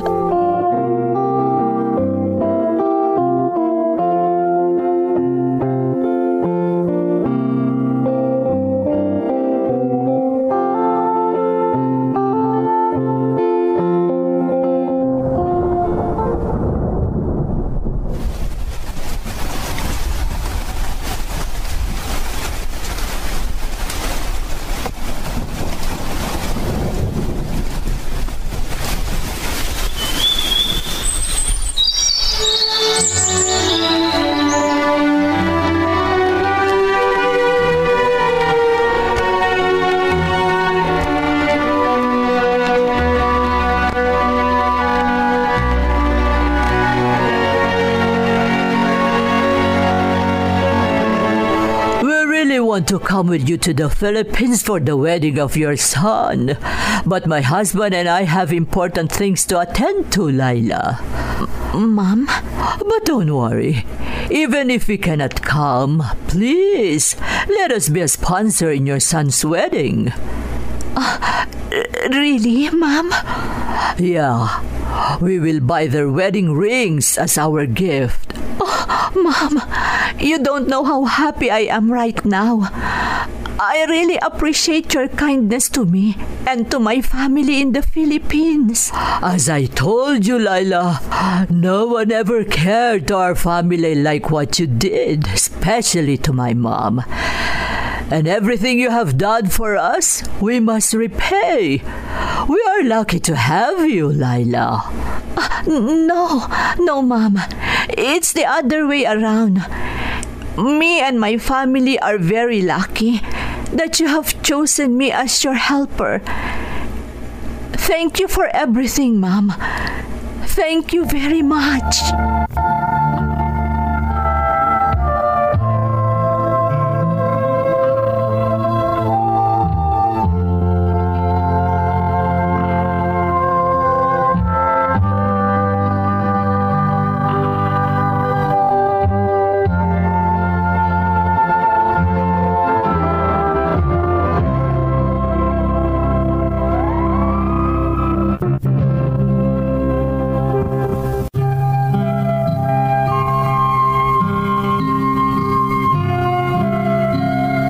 Lubos akong nagpapasalamat, Ate Emmy, dahil nakilala ko ang mga mababait kong amo. At lahat ng sakripisyo ko para sa kanila, ginantimpalaan nila. Ang mga amo ko mismo ang nag-sponsor sa mga anak ko para makarating sa bansang kinaroroonan ko. Nagpapasalamat ako sa Diyos na sa loob ng 14 na taon, patuloy ang pagiging mabait ng mga amo ko. Sa ngayon, ang bunsong anak kong si Nel ay nagtatrabaho sa kumpanya ng mga amo ko. Ang manugang kong si Marvy ay nurse din dito. Si Carla na panganay namin ni Lito ay isang propesor sa isang paaralan at ang kanyang mga anak ang umaaliw sa aking asawa dahil siya ang nag-aalaga sa kanila. May naipon na kami dito sa ibang bansa, kaya binanggit ko sa unang bahagi ng sulat ko na gusto ko na ring mag-for good kapag natapos na ang kontrata ko para maalagaan ko ang mga apo ko, pati na rin ang nanay ko na sa ngayon ay edad 90 na.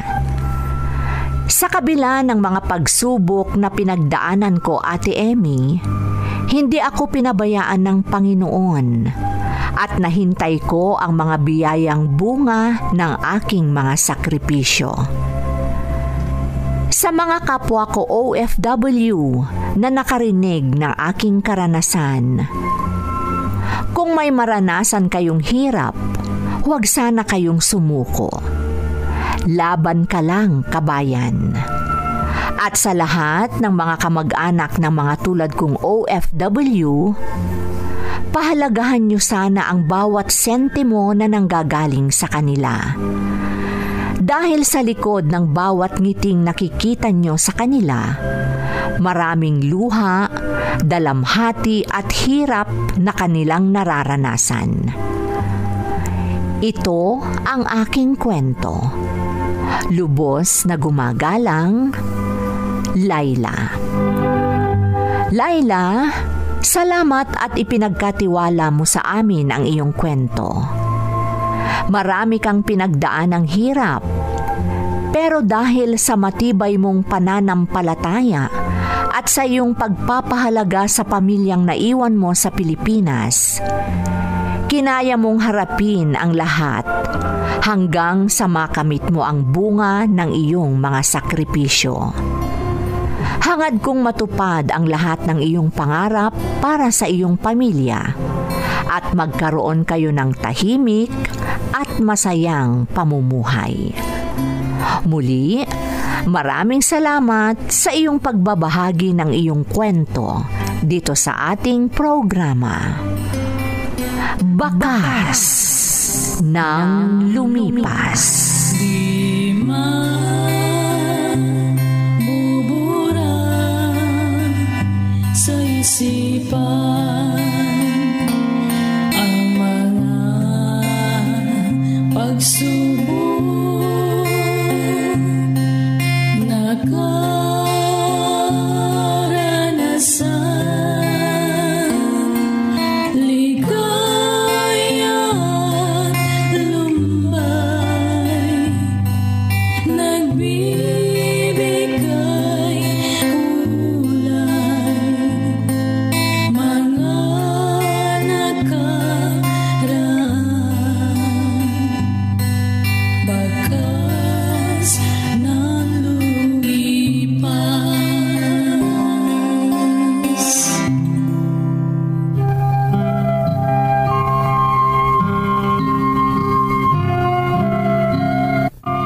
Magandang araw sa inyong lahat.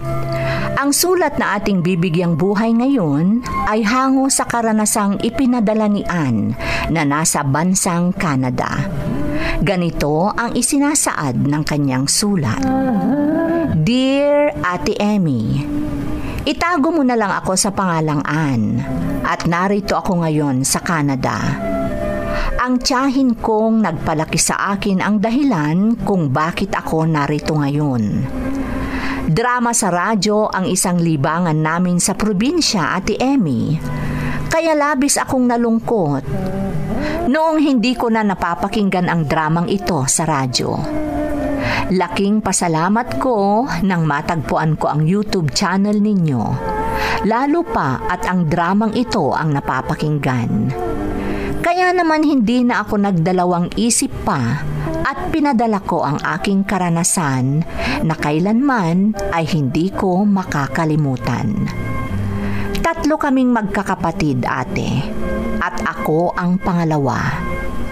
Mahirap ang buhay namin at kahit napakabata ko pa noon, naiintindihan ko na kung bakit maagang nawalay sa amin ang panganay kong kapatid.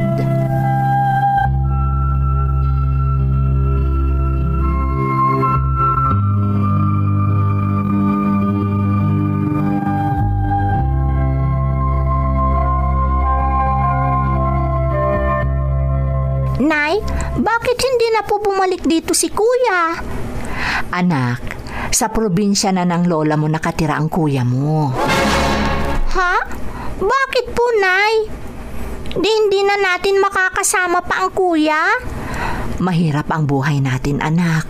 Nahihirapan kami ng itay nyo sa paghahanap ng ikabubuhay natin. May taniman naman po tayo, di po ba, Nay? Tama ka, anak. Pero hindi sapat yun para tugunan ang mga pangangailangan natin. Nay, kaya hiniling ko sa lola nyo na doon na muna manirahan ang kuya mo. Sila na ang bahala sa kanya. Pero namimiss namin si Kuya. Ang layo na kasi niya sa atin. Anak, hindi mo pa maiintindihan ang lahat dahil bata ka pa. Nalulungkot kasi ako, Nay. Ngayon pa lang, namimiss ko na si Kuya. Gaya nga ng sinabi ko, masyado ka pang bata para maunawaan mo ang lahat. Pagdating mo sa tamang edad, maiintindihan mo na ang lahat, anak.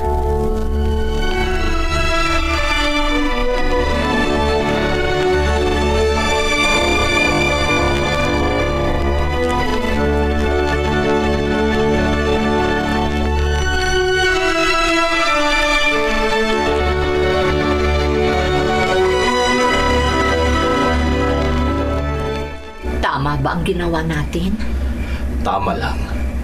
Kasi talagang mahihirapan tayo kung hindi natin ginawa yun. Ang alam ng itay at inay, tulog na ako. Pero hindi ako makatulog kasi naaalala ko si Kuya. Kaya tama lang na kila inay ang panganay natin. Pero si Ann, nagtatanong. Nararamdaman ko ang lungkot ngayon pa lang, dahil sa pagkawala nalulungkot na ako. Naiintindihan Ang layo kina Lola. Pero kailangan ang sitwasyon Hindi natin. ko alam kung magkikita pa kami ni Kuya.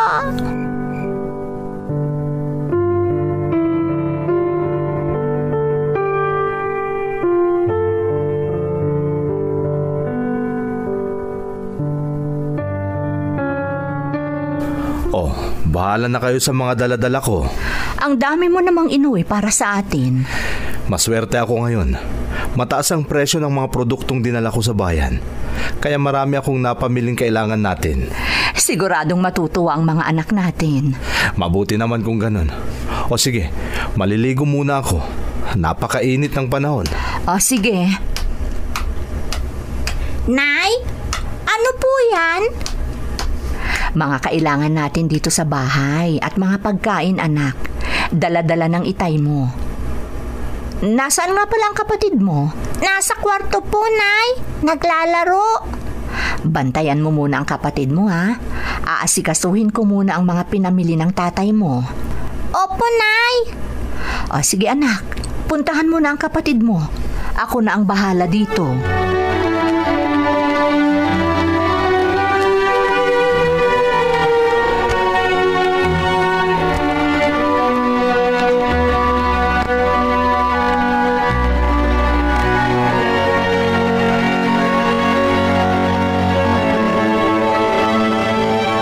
Sigurado ka ba sa desisyon mong yan?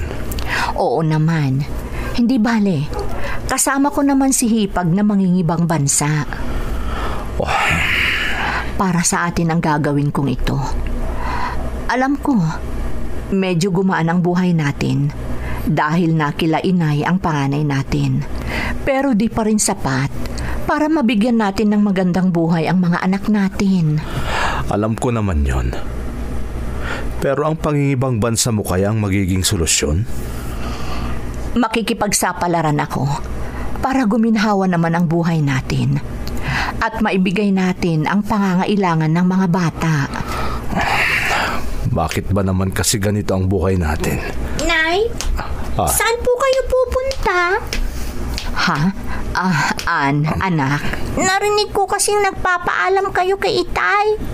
Saan po ba kayo pupunta? Ang mabuti pa, ikaw na ang magsabi at magpaliwanag kay Ann. Iwanan ko muna kayo. Anak, mangingibang bansa ako. Ha? Aalis ka, Inay? Lalayo ka din sa amin? Wala na nga ang kuya dito. Kailangan, anak, para sa pamilya natin ang gagawin ko. Kaya mangingibang bansa ako.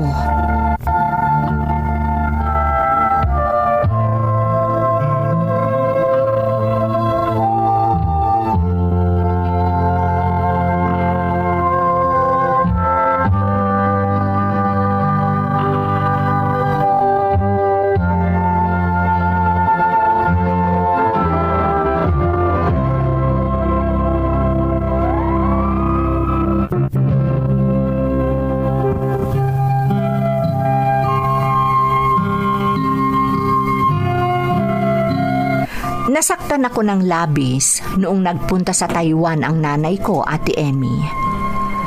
Pakiramdam ko ay unti-unti na kaming nagkakahiwa-hiwalay na magpapamilya dahil wala na nga sa piling namin ang kuya ko, nang ibang bansa pa ang aking ina. Pero wala akong nagawa. Hindi ko napigilan ang nanay na mangibang bansa. Tiniis ko ang pagkawala niya sa tabi namin dahil inaasahan kong magiging maayos din ang buhay namin. Ang hindi ko inaasahan ay ang biglang paghihiwalay ng aking mga magulang noong umuwi na mula sa Taiwan ang aking ina.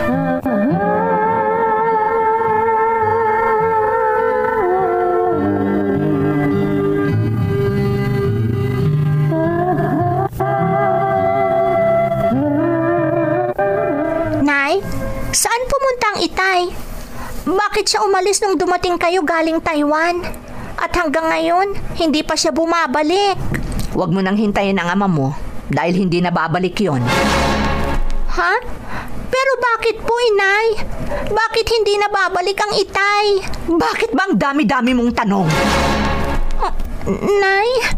Sinabi ko na ngang huwag ka nang magtanong dahil umalis na ang ama mo. Pero bakit po, Nay? Anong dahilan? Ay, napaka-arte mo namang bata ka. Napakarami mong tinatanong. Basta, huwag ka nang magtanong. Sige, Mag-impake ka ng mga gamit nyo ng kapatid mo. Ha? Bakit po, Inay? Huwag ka nang magtanong. Mag-impake ka na lang ng mga gamit nyo ng kapatid mo. Sige, kilos na!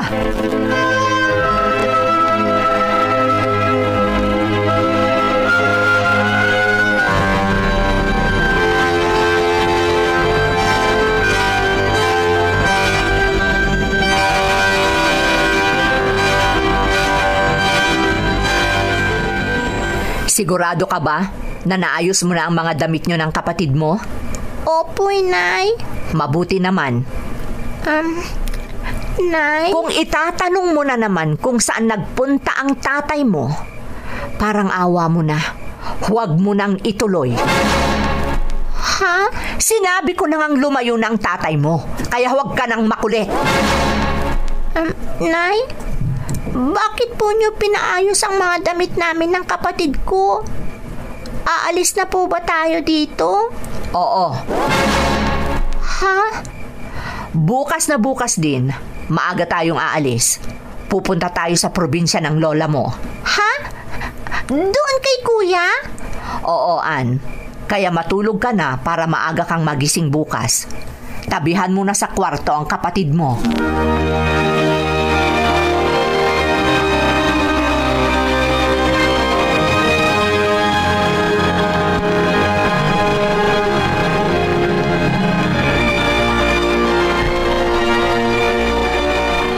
Kapatid ko, ang tagal nating hindi nagkita. Kumusta ka na? Mabuti naman, Kuya. Pero... Oh, bakit bigla kang nalungkot, Ann? Ang Itay kasi, bigla na lang umalis nung dumating ang inay galing abroad. Ano? Oh, kaya ba hindi nyo kasama ang Itay na nagpunta dito sa lugar ng lola?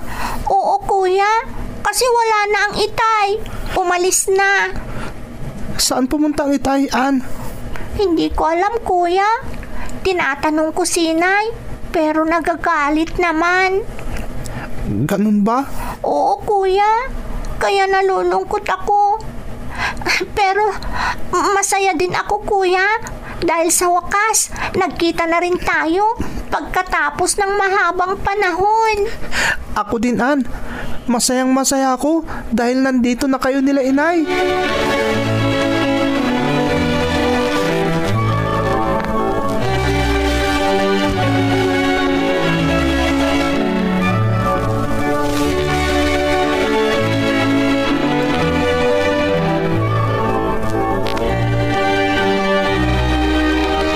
Ano pong sabi niyo, Nay?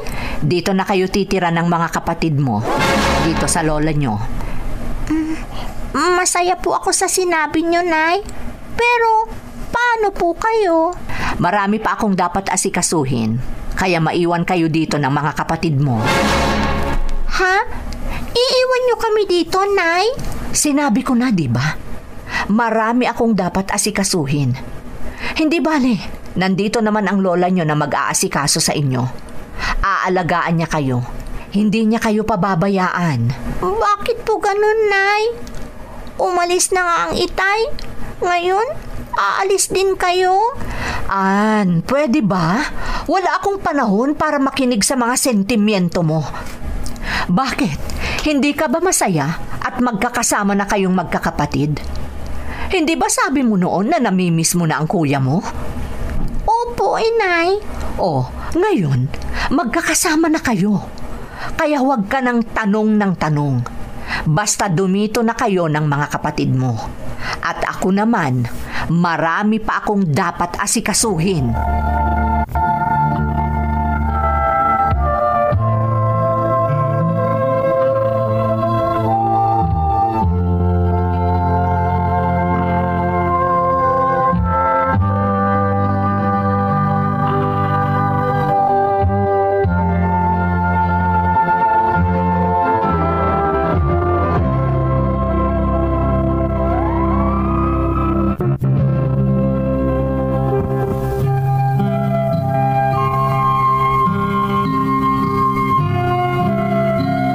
Sa mura kong edad, napakarami ko ng tanong na hindi ko mahanapan ng sagot, Ate Emmy. Sa totoo lang, naguguluhan ako dahil hindi ko alam kung ano ang nangyayari sa aming pamilya. Pero dahil walang kasagutan ang mga tanong ko, nanatiling walang linaw ang lahat. Ang nagpapasaya na lang sa akin noon ay magkakasama na kaming magkakapatid. At dahil hindi naman kami pinabayaan ng lola namin, kaya parang wala na ring anuman sa amin na hindi namin kapiling ang aming ina. Pinagpatuloy ko ang aking pag-aaral sa tulong ni Lola, Ate Emmy. Naging transferee ako at dito nangyari ang isang bagay na hindi ko makakalimutan kailanman. Nasa grade 4 na ako noon, Ate Emmy.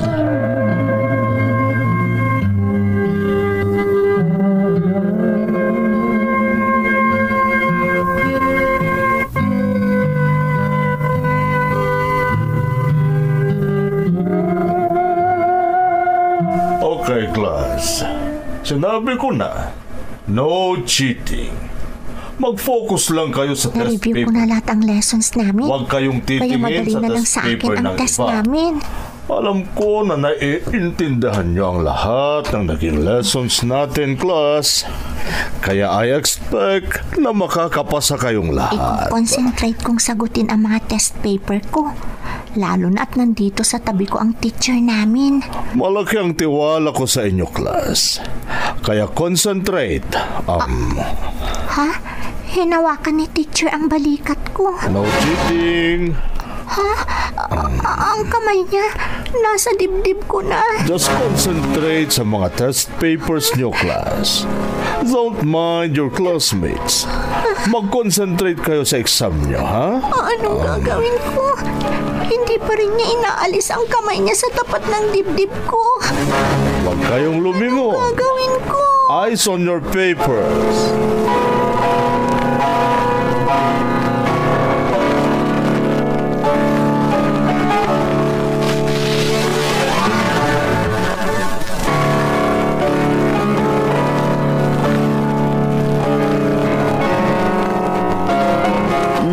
Nariyan ka na pala, Apo.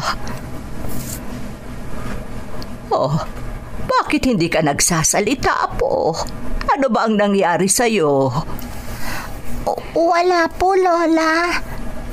Sigurado ka, Apo?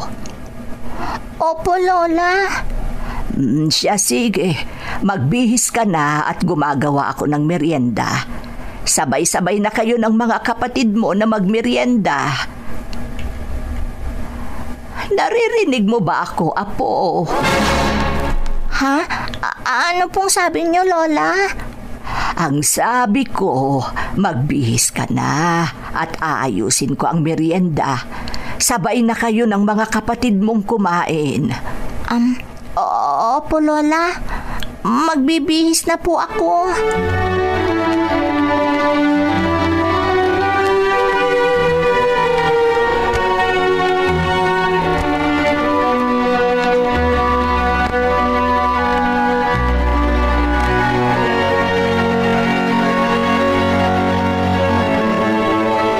Alam mo, Ann, may napapansin ako sa'yo. Kuya? Nung isang araw ko pa napapansin na tahimik ka. Napakalayo ng tingin mo. Ha? Ano bang nangyayari sa'yo, Ann? Wala, Kuya. Wala.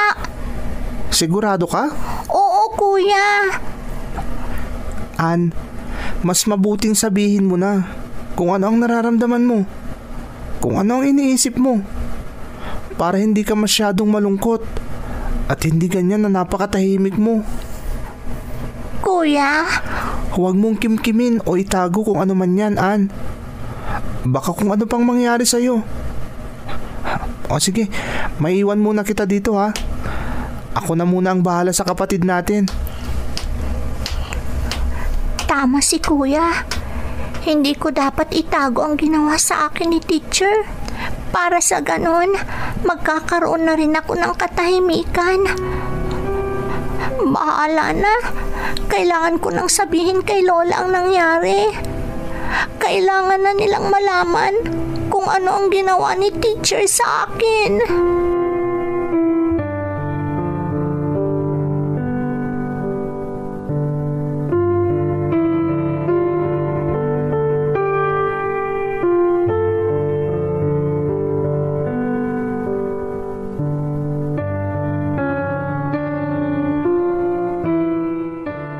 Ano? Ginawa sa'yo ng teacher mo yan? Opo, Lola. Dahil po sa sobrang takot ko, hindi na po ako nakakibo. Napakawalang hiya naman ng teacher mong yan. Kung ganon, totoo lahat ang mga naririnig kong sabi-sabi tungkol sa kanya. Kaya ipinagwalang bahala ko dahil akala ko tsismis lang ang lahat at hindi magagawa ng isang guro na kagaya niya ang ganon. Lola! Kaya naman pala, iba ang napapansin namin ng kuya mo sa'yo nitong nagdaang mga araw. May pinagdadaanan ka pala, Apo. May ginawa pala sa'yo ang walang hiya mong gulo. Hindi pwede ito, Ann. Kailangang masampahan ng kaso ang walang hiyang tao na yan. Ano po? Lola, baka kung ano po ang mangyari. Kahit ano pa ang mangyari, Apo, kailangang maparusahan siya sa ginawa niya sa iyo.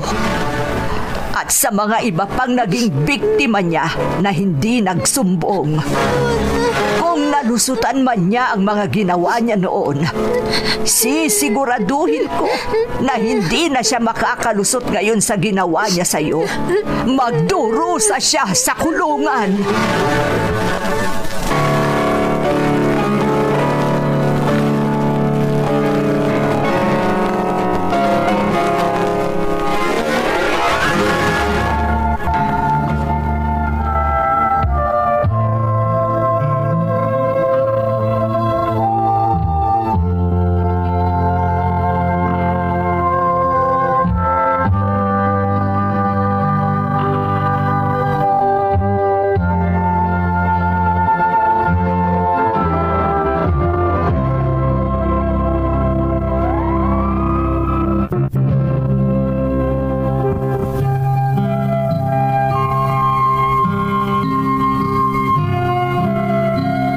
Galit na galit ang lola ko nung sinumbong ko sa kanya ang ginawa ng aking guro sa akin, Ate Emmy. Kaya nagreklamo siya. Dahil siguro kumalat na ang nangyari sa akin, ito ang nagbigay lakas ng loob sa iba pa niyang naging biktima upang magsampa din ng kaso laban sa teacher na ito. Nagsama-sama kaming mga naging biktima hanggang matapos ang hearing. Hinihintay na lang namin ang verdict sa kasong isinampa namin sa korte. Pero hindi pa lumalabas ang desisyon ng korte, kinuha na ako ng tiyahin ko sa Maynila upang makalimutan ko ang trauma dahil sa nangyari. Doon ko na pinagpatuloy ang aking pag-aaral. Hanggang sa nabalitaan na lang namin na natalo sa kaso ang aming guro at ngayon siya ay nakakulong. Matagal din akong nanirahan sa puder ng tiyahin ko, Ate Emmy, hanggang sa isinama na nila ako dito sa Canada. Kung kailan kami magkikita-kita ng mga kapatid ko at ng aking mga magulang, hindi ko alam, Ate Emmy. Ito ang aking kwento. Lubos na gumagalang, Ann. Ann, una sa lahat, nagpapasalamat kami dahil ipinagkatiwala mo sa amin ang maselan mong karanasan. Bukod sa nangyari sa iyong pamilya, ang pag-alis ng tatay mo na hindi mo alam kung anong rason o dahilan, ang pag-alis din ng nanay mo, at ang pag-iwan niya sa inyo sa puder ng inyong lola. Dumagdag pa ang ginawa sa iyo ng iyong guro. Mabuti na lang at nagkaroon kayo ng lakas ng loob para sampahan siya ng kaso. At ito naman ang nagbigay ng lakas ng loob sa iba pang naging biktima upang lumantad at sampahan din ng kaso ang naturang guro. At sa patnubay ng Diyos, nakamit niyo ang hustisya dahil naparusahan ang inyong guro para hindi na makapambiktima pa ng iba. Tungkol naman sa pamilya mo, ang Diyos na lang ang nakakaalam kung kailan kayo magkikita at magkakasama-samang muli. Huwag kang mawalan ng pag-asa. Patuloy kang manalangin para sa pamilya mo. Muli, maraming salamat sa pagbabahagi ng iyong kwento dito sa ating programa, Bakas ng Lumipas. Di man bubura sa isipan ang mga pagsubok.